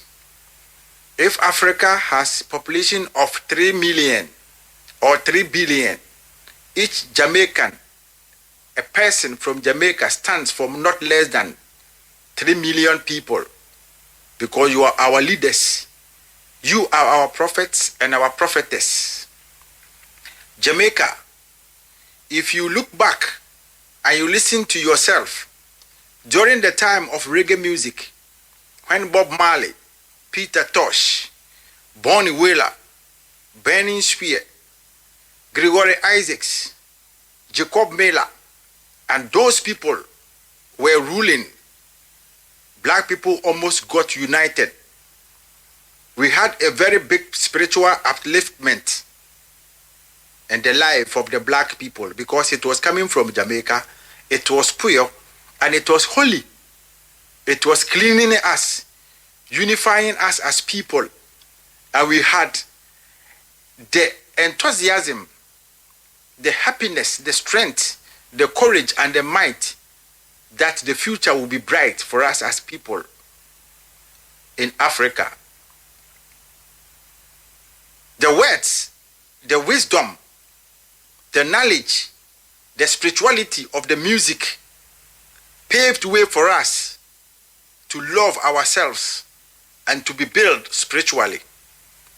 But now, the music of spirituality in Jamaica, from the Rastafarians, from our great-grandfathers, were spoken by Marcus Garvey, Sam Sharp, William Gordons, Paul Boglo, Nani, Akompong, and others are almost getting lost because today the dancehall music is killing the spirituality of what the people left behind. Keep your culture. Don't be afraid of the vulture. Wisdom is better than silver and gold. Jamaicans, you are people with wisdom. You weigh more than silver and gold. Silver and gold is what you are blessed with. But the wisdom within you is greater than what you can think of. That is why I'm talking to you today, to be on your feet and remember that you represent millions of black people as a person from Jamaica. If you leave the shores of Jamaica, the respect that is according to you as a Jamaican is different because the background is good spiritually. But why are you allowing the vulture to steal away your culture of purification, sanctification, and the holiness and the purity of the music that has been sung by your great-grandmen? You still have a living legend in the person of Boniwela, a living prophet, one of the biggest among all. You have every right, every opportunity, every chance to live up to your expectations without fear or hindrance. Because the land, I have been there, I have seen it with my naked eyes, filled with spiritual power. But you are giving way for people from other countries to intrude Jamaica with different spirits. But before it goes bad, I need to draw your attention to the fact that you represent Africa. So remember yourself and know who you are under the sun, that you are the blessed land. In the future, there's the possibility that if you go back to your roots and you pick up the spiritual sense in the wisdom and the power in the music sung by Bob Marley, Peter Tosh, Bonnie Wailer, Benny Spear, Gregory Isaac, Jacob Miller, and what you can know, Mutabaruka, and the rest, Africa can be on her feet. We are looking forward to you as people because you are the people who can hear and tell us how we have to go. You are not many, but you are spiritually filled. But the dancehall music, individually sit and read and understand and ask yourself if it helps more than what you knew before, then you can be the judge. If it is not the best, don't think only for yourself. Don't think for your only self-esteem or self-happiness. But think that so far as you are a Jamaican, you represent millions of black people as a person. So think about the masses and then go back to your roots and pick up the music of wisdom. That will help to generate the power that we need to free ourselves from every bondage. I have been there, and if you go to the Maroon lands, why is it that there is peace over there? Because there is no infiltrations They still keep on to their culture. They keep to their roots. Help us as people in Africa also to keep to our roots. If only you start singing the songs of wisdom, the songs of praise to the Most High God who created us, whose power encompasses the universe, who has given Jamaica the wisdom to sing the songs of praises that Africans will follow, and we all live in peace and unity. Blessed the people of Jamaica. Blessed the children of the Most High. Blessed for the wisdom that has come to you. Take it and let's live up. For our time is up as black people to rule. And you are our leaders. You are our prophets. You are our prophetess. I've been there through the invite of Paul Boglo Foundation with the help of Sinclair. And I know what I'm saying. Never let the toil of Marcus Garvey and the rest be in vain. Blessed be to the people of the Most High Jamaica. Blessed. Yes, can't call him name, but that was a message to the Jamaican people from Africa. But I don't know if I get too much information for one night, Believe you me, but I just found out about the Mandela effect from a caller a while ago, and now I am going to tell you, for those of us who never know like me, the Mandela effect refers to a phenomena in which a large number of people share false memories of past events, referred to as confabulation in psychiatry. False memory of past events. Mandela effect. So, let me give you some examples of the Mandela effect. And one of the things is like what the Virgin just said. But let me show you examples of it. A very serious thing. It's a very serious thing. If you are suffering from the Mandela effect, when you start to hear things when that no go so. You know, you have some people who sing some song, and the word in the song is not what they might say. It happened to me all the while. It happened to me. You hear some song and you say, and that the man I say, but I not really that the man say still. Well, I guess that is an example of the Mandela effect, where over the years, you hear something when not really go so. You know, it's like you go into some other universe or some other time warp, time zone, when not really go so. So basically, that is really the Mandela effect. The Mandela effect. No, the Mandela effect. And them say it originated from people who did believe, say, Mandela dead. From before them say him did dead. That is where them get it from. Them say him did dead. Before you will hear say him dead. People say that too. People say that. Anyway, that is it. I say, look like we feel like we are getting too much information for one night. Yes, the brains. May I tell you? Ill. Cutting edge. Ill, you hear me? Yeah, man, I hear you, man. Alright, Mota, give her thanks. Yeah. Yes, sir, we give thanks to the program once again, you know? Yeah. And I want to say, it really opened up you see the call from Mandingo, opened up a whole lot of things in my brain right now, because I understand what you must say, and at the same time, I don't listen Cabo Saturday. Sunday. This brother named Campbell. Horace Campbell? Yeah. You're from Ghana, I'm down Ghana there, I think. Yeah, so I want to find out now where... Hold on there. You didn't hear the thing I'm going to play? Yeah, man, I don't hear it on and off. About Mugabe? Yeah, man, and the Virgin... Where Horace say about it? Well, Sunday, basically, that emphasize him take away the land and all of that, but at the same time, it's a little crony thing going on, so him said the working class never really benefit from the reclamation of the land. That's how him say. Okay. So that really, because remember, we even, I love how Mandela just the situation with the lady still. Because obviously we see the behavior of she and as a man where him say him closely associated somewhere with the party, and him can come out and say that I kind of respect that.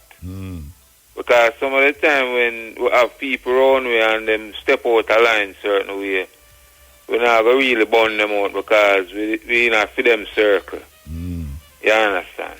Although we associate with the term, we always have vilified the woman them still. But but in this case, we have to look on the reality of the situation with the three man them and the woman. Because the woman in it, and she now was supposed to take over from Mugabe. That is where that set up, the lineup. But the three man them was brethren and sister, brethren, before she come in at the picture. And the people them don't too take teeth with her.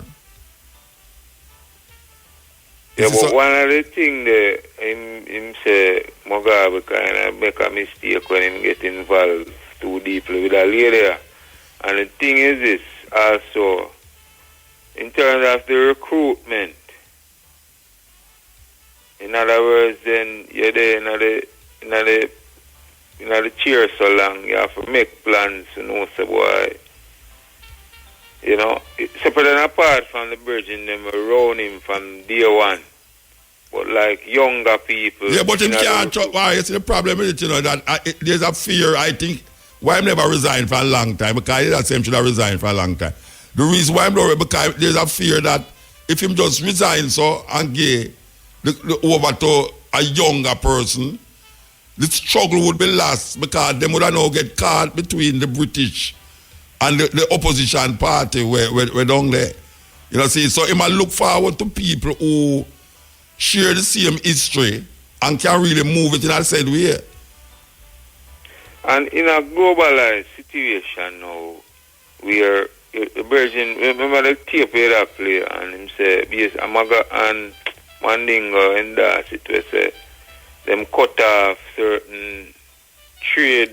Yeah, that is why the country crippled. It's not because him decides him run out the white people and take back their land. It's because that crippled the country, It's just like Cuba, where them try to cripple Cuba. The sanctions and the embargo them against the country and make him become terrorists, even though him not threaten America, England and all them places. But so with the trade restriction and thing, but Zimbabwe have a whole heap of natural resources still. Yeah, but if you don't have nobody to send it to, if you not trade with outside forces, the market is run by certain powers, That's why I'm turned to China.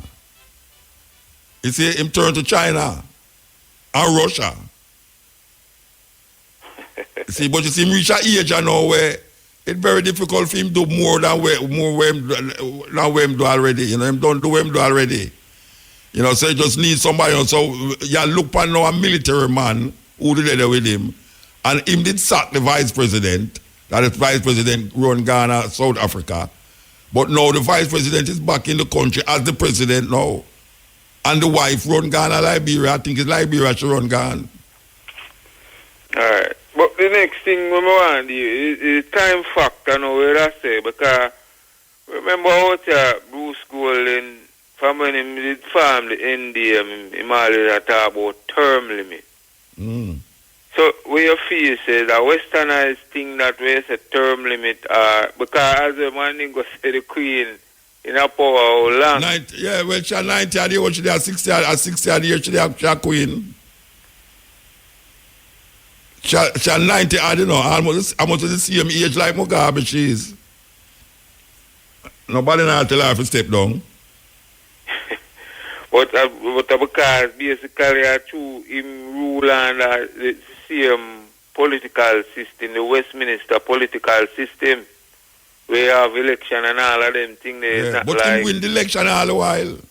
Yeah, you have election, but it's not like you say him are the king of Zimbabwe then. No, but you see, there's well, Zimbabwe are no king.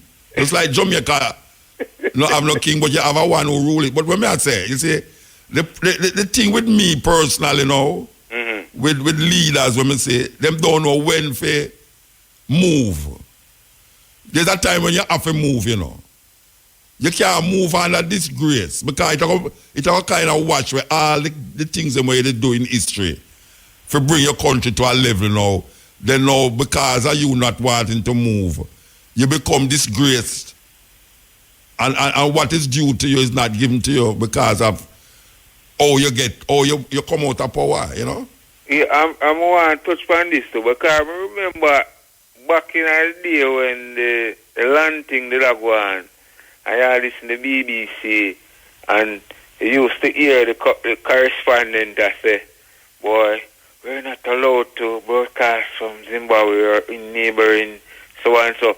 So I wonder when BBC established back in Zimbabwe. Because obviously the man when I watch somebody in the country in there, The first time I go to Zimbabwe, you see, I never did expect to say British Airways, them call it. Airline? British Airways, yeah. I never expect to see British Airways in Zimbabwe. And I see airline operate in them airport. Yeah, and not only that, them have a colony of white people down there. Them have a colony of white people still down there, It's just that the land is not owned by white people again.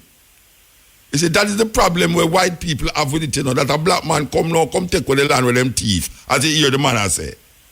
Them thief the land and a white man and a black man come take it back now and them has claim say no, him is a terrorist and him is this and him is that. And then them draw church. When them use it too, them they use the Bible, them not come off so wicked. Yeah, well, see them man, Mugabe and them man, that is Bible talk, All right. They don't have the Bible talk at all. You know what I mean? And next thing to know, in terms of the whole thing, I'm always and that's Jerry always say. He say every human being have a right to a living space. Land is the basis of power. If you don't have no land, you don't have no power, man. Most of the wars them that fought in the world is fought over land. Up to this day. The Israel and the Palestinians land them a fight for. You know, see, when you look at most of the war, them now in China seas there over the other side. It's land that them a fight for. So, and just recently I learned, say, I don't remember the name of the man. I don't remember what it go on. For some anniversary thing, but they mentioned this man where some British political person where they give the order for them occupy the land where the Israeli people, the Jew, them so-called Jew. Yeah, the British, the British make it a state, Zionist state. Most of the Jews them over there are Russian, And Russia them come from, and Germany. Most of them are living in Israel and call themselves Jew. Are Russians and German them. If you're going at the airport, most of the people that live at the airport are Russian them, in a Tel Aviv airport. Are Russia them come from. So when we look at the whole thing, land is a key factor in the whole development of people. And that is why when you hear them say 1/3 of Jamaica population are squatter, all them become squatter upon land where Queen Elizabeth and her friend them thief. And I call it crown land. And you don't have nowhere to live. Them say emancipation and them Lego the African them who was slave. And then them compensate the slave owner them £20 million. And you don't have nowhere to go. The way you go do, you not go up on the same land where the man who did enslave you depend. The natural reaction, that a survival instinct. Yes, I know. If you in a Jamaica, you live a Westmoreland and a slave, and the man say, all right, you're free to go. Where more you do? All right, free to do what? Where you go do? Them not give you nothing. Them not compensate you. Them not give you reparation or repatriation money or nothing. So what them want you do? You go up on the same land and you could want to thief him coconut them too. Who one thing... When you did plant yourself, you planted that slave. You plant the coconut tree for the slave master. And when him free you know you want coconut. Who for coconut you want? I feel him coconut. Alright, listen now. Me hear you suspend the program Sunday, right? And we want a situation where some of the African countries them just develop I think them use the term on an international basis, bilateral agreement. Bilateral, yes. Where we can share certain things, certain resources where them are valuable to them. Yeah, but it's valuable to we can get it and vice versa. The Caribbean should have deal with that south communication long time, you know. Instead of the north. You see, everything we run Ghana the north, you know. We're Ghana America, we're Ghana Europe.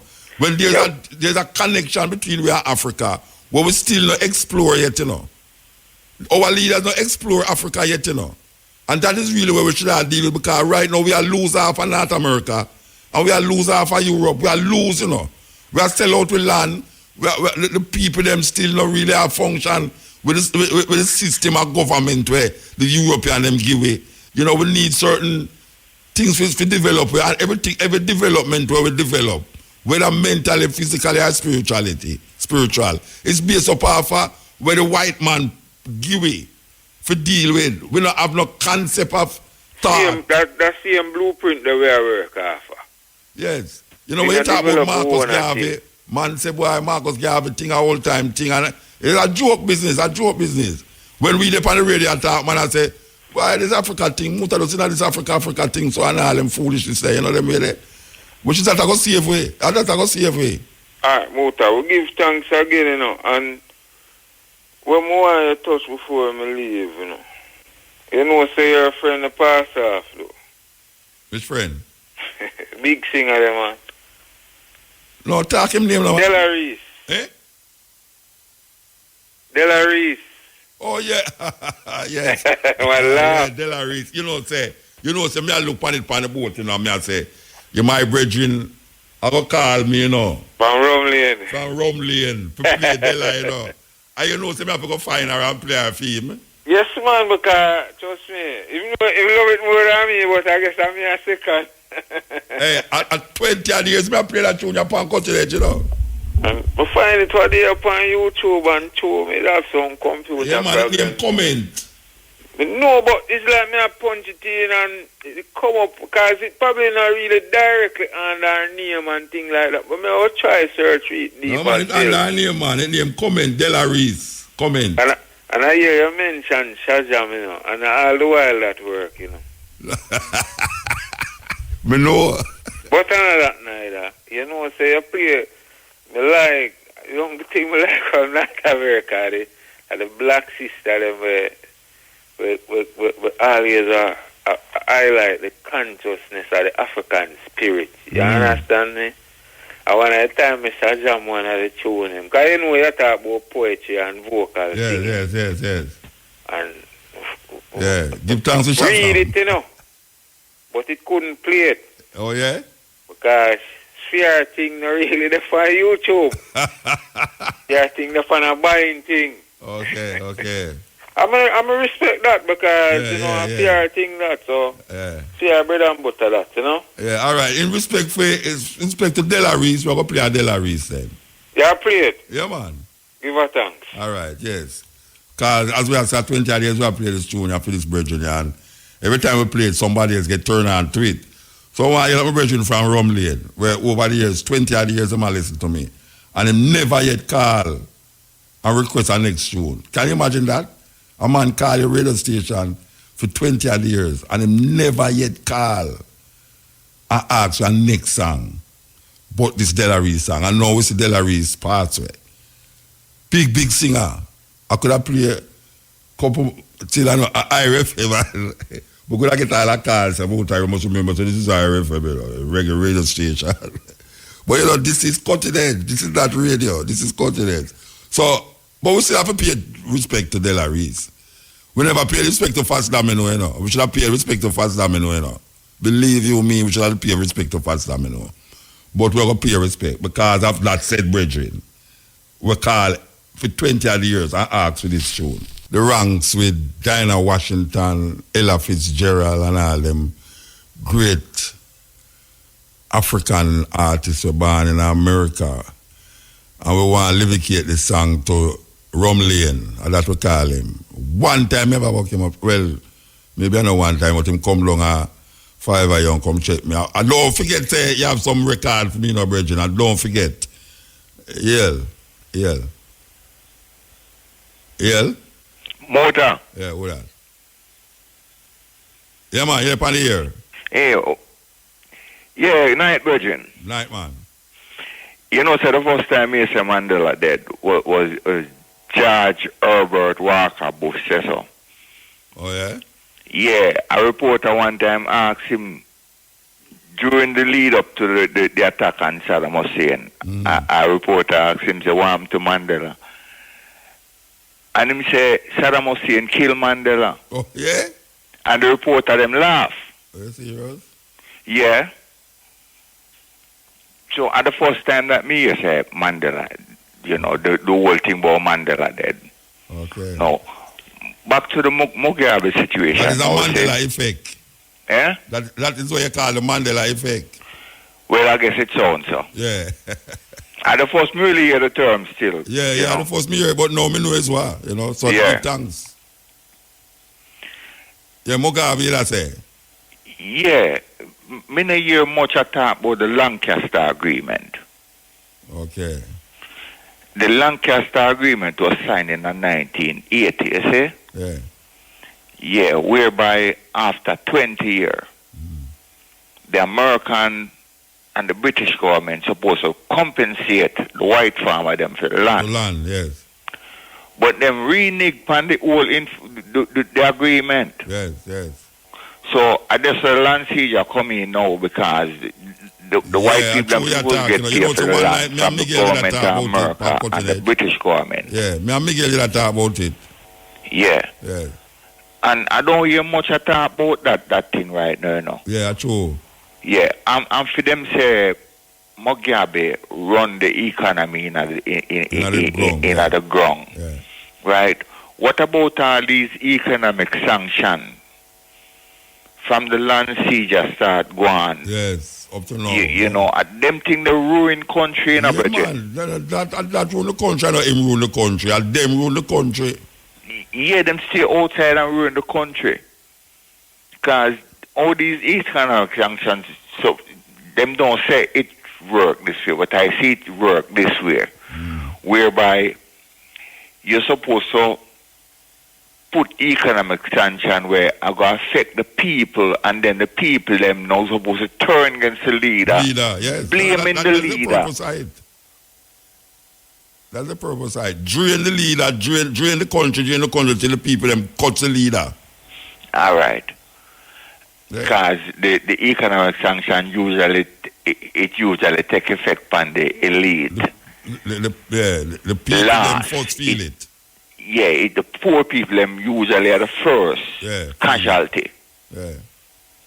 But you know, I the Zimbabwean I go to one supermarket, you know, and I have a $50 US, and I say I need to change this $50 US, you know. And brethren, I tell you, so it's when I give them the $50 US, I turn a millionaire. I tell you, the amount of money where I get for my $50 is like a millionaire, don't let her thing. You know, but the money almost is nothing.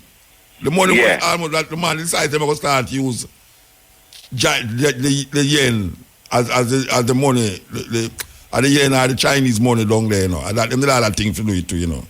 You know, so that's supposed to cause a red flag right there, so. That's supposed to cause a red flag right there, so within the Western establishment, you know. Yes, because, all right, look on South Africa now. South Africa's biggest trading partner was America, you know. Now guess which who them are trading more now? The Chinese. So them have a thing named BRIC. BRIC. Yeah, when you BRICS now, you know name BRIC again, you know. It was Brazil, Russia, India, China. And now South Africa is with it now. So South Africa, yeah. Yeah, South Africa is with it. No, South Africa never. But what are? So more and more people are move them country away from the America way because them realize the America really not have them interests. You know, them really is a different thing. Anyway, we have to move though in a bridging. Yeah? All right, Muta. Yes. Am I here? Yeah, man. We say give thanks, you know. You know, so we will come forward a little more with the stepping razor, the art of war. And then we're going there on Monday again, you know. We're going there on Monday and Tuesday. What them call a program the Matrix?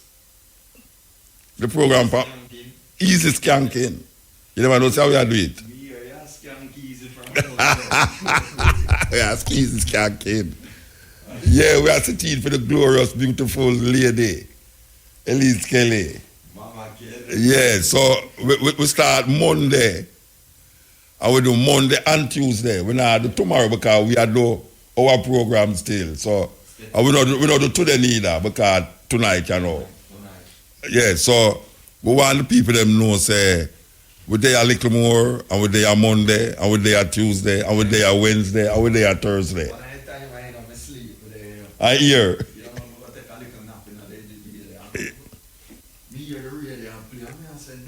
Get your giddy. You wonder what time it is.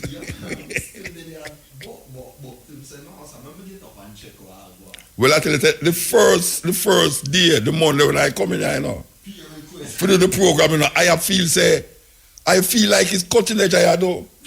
Because the place looks same way inside, yeah. Only when you go outside, you know, it's a day, you know. And then I say, I get mixed up and confused, but totally confused. Them have, you know what confused me? Them have the cash pot at 1, and them have the cash pot at 3? No, not 3. Them have 1 at 1 and 10:30. Them have 10:30 and 1. Me not used to that, you know. And then them have the news at 11:45. Me not used to that either. So you can't know to be either I get a play music and I play music and I remember nothing about. Every time see somebody road coming here. Every time see somebody road coming here. Remember the cash pot, remember the cash pot. Remember the news, remember the news.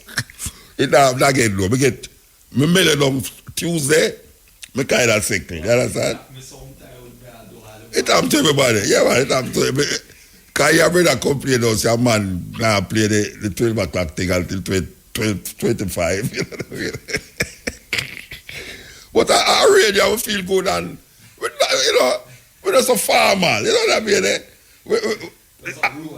IRFM this, you understand? IRFM, I don't government station. Yeah, I don't radio this. I don't radio. Because if I was radio, we couldn't depend it. Yeah, serious thing. All Matrix, you couldn't depend radio. You couldn't do radio. No, man, because of that, I say, me not qualified journalistically for be on radio with my weird language and my outspokenness and all sorts of foolishness. Yet they give me all day for journalism.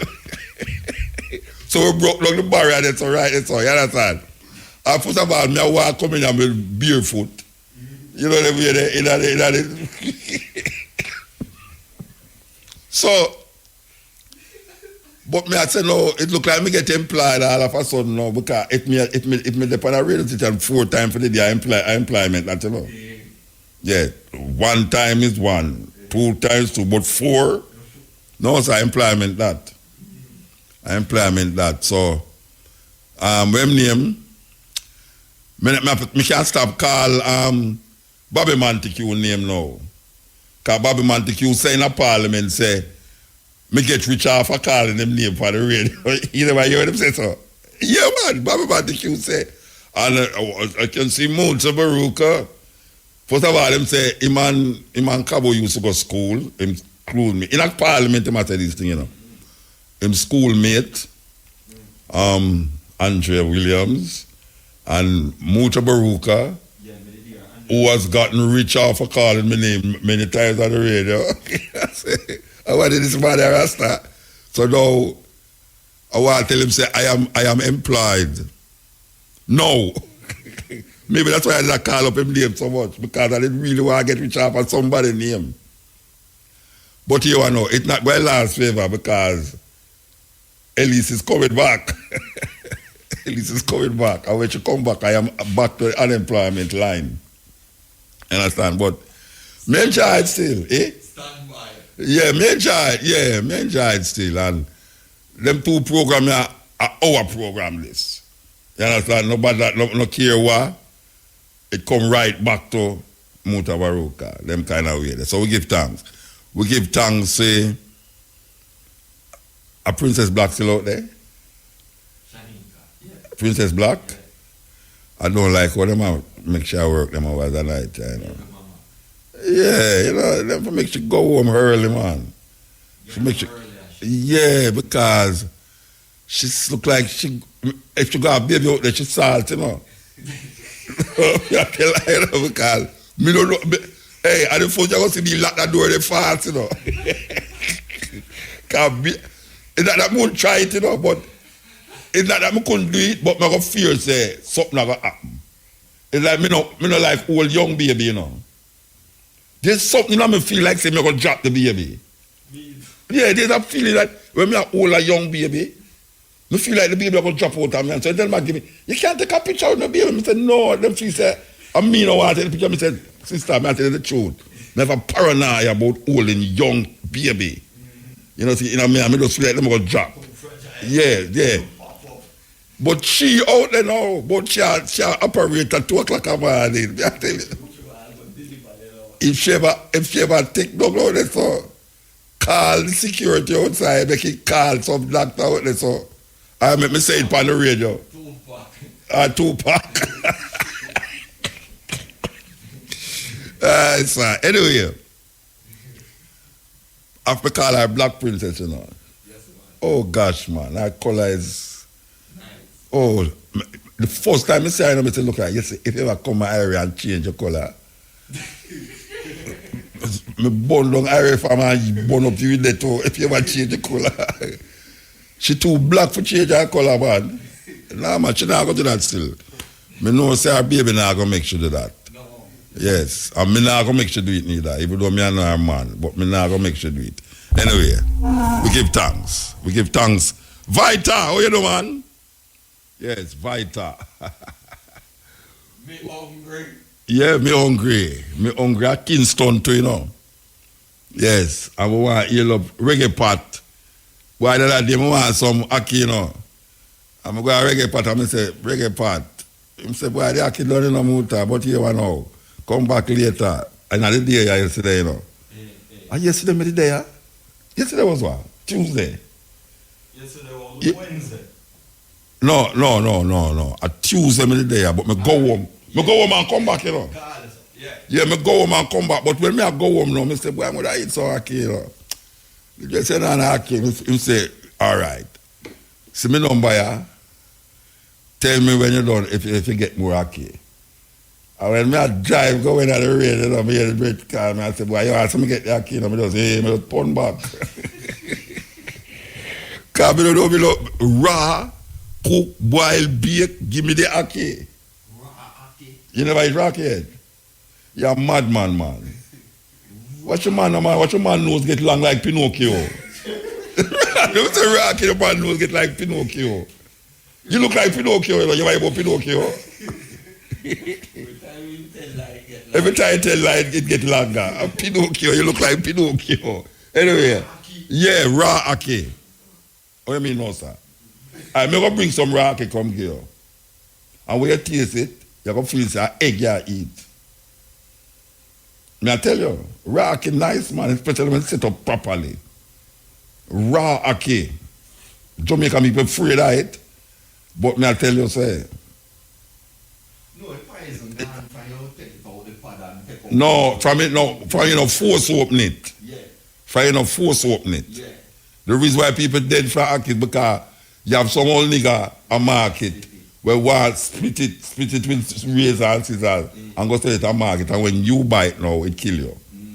But if the pod open out and you take out the red part tonight and take out the seed and you wash it clean, I would have to show you how to set it up, though.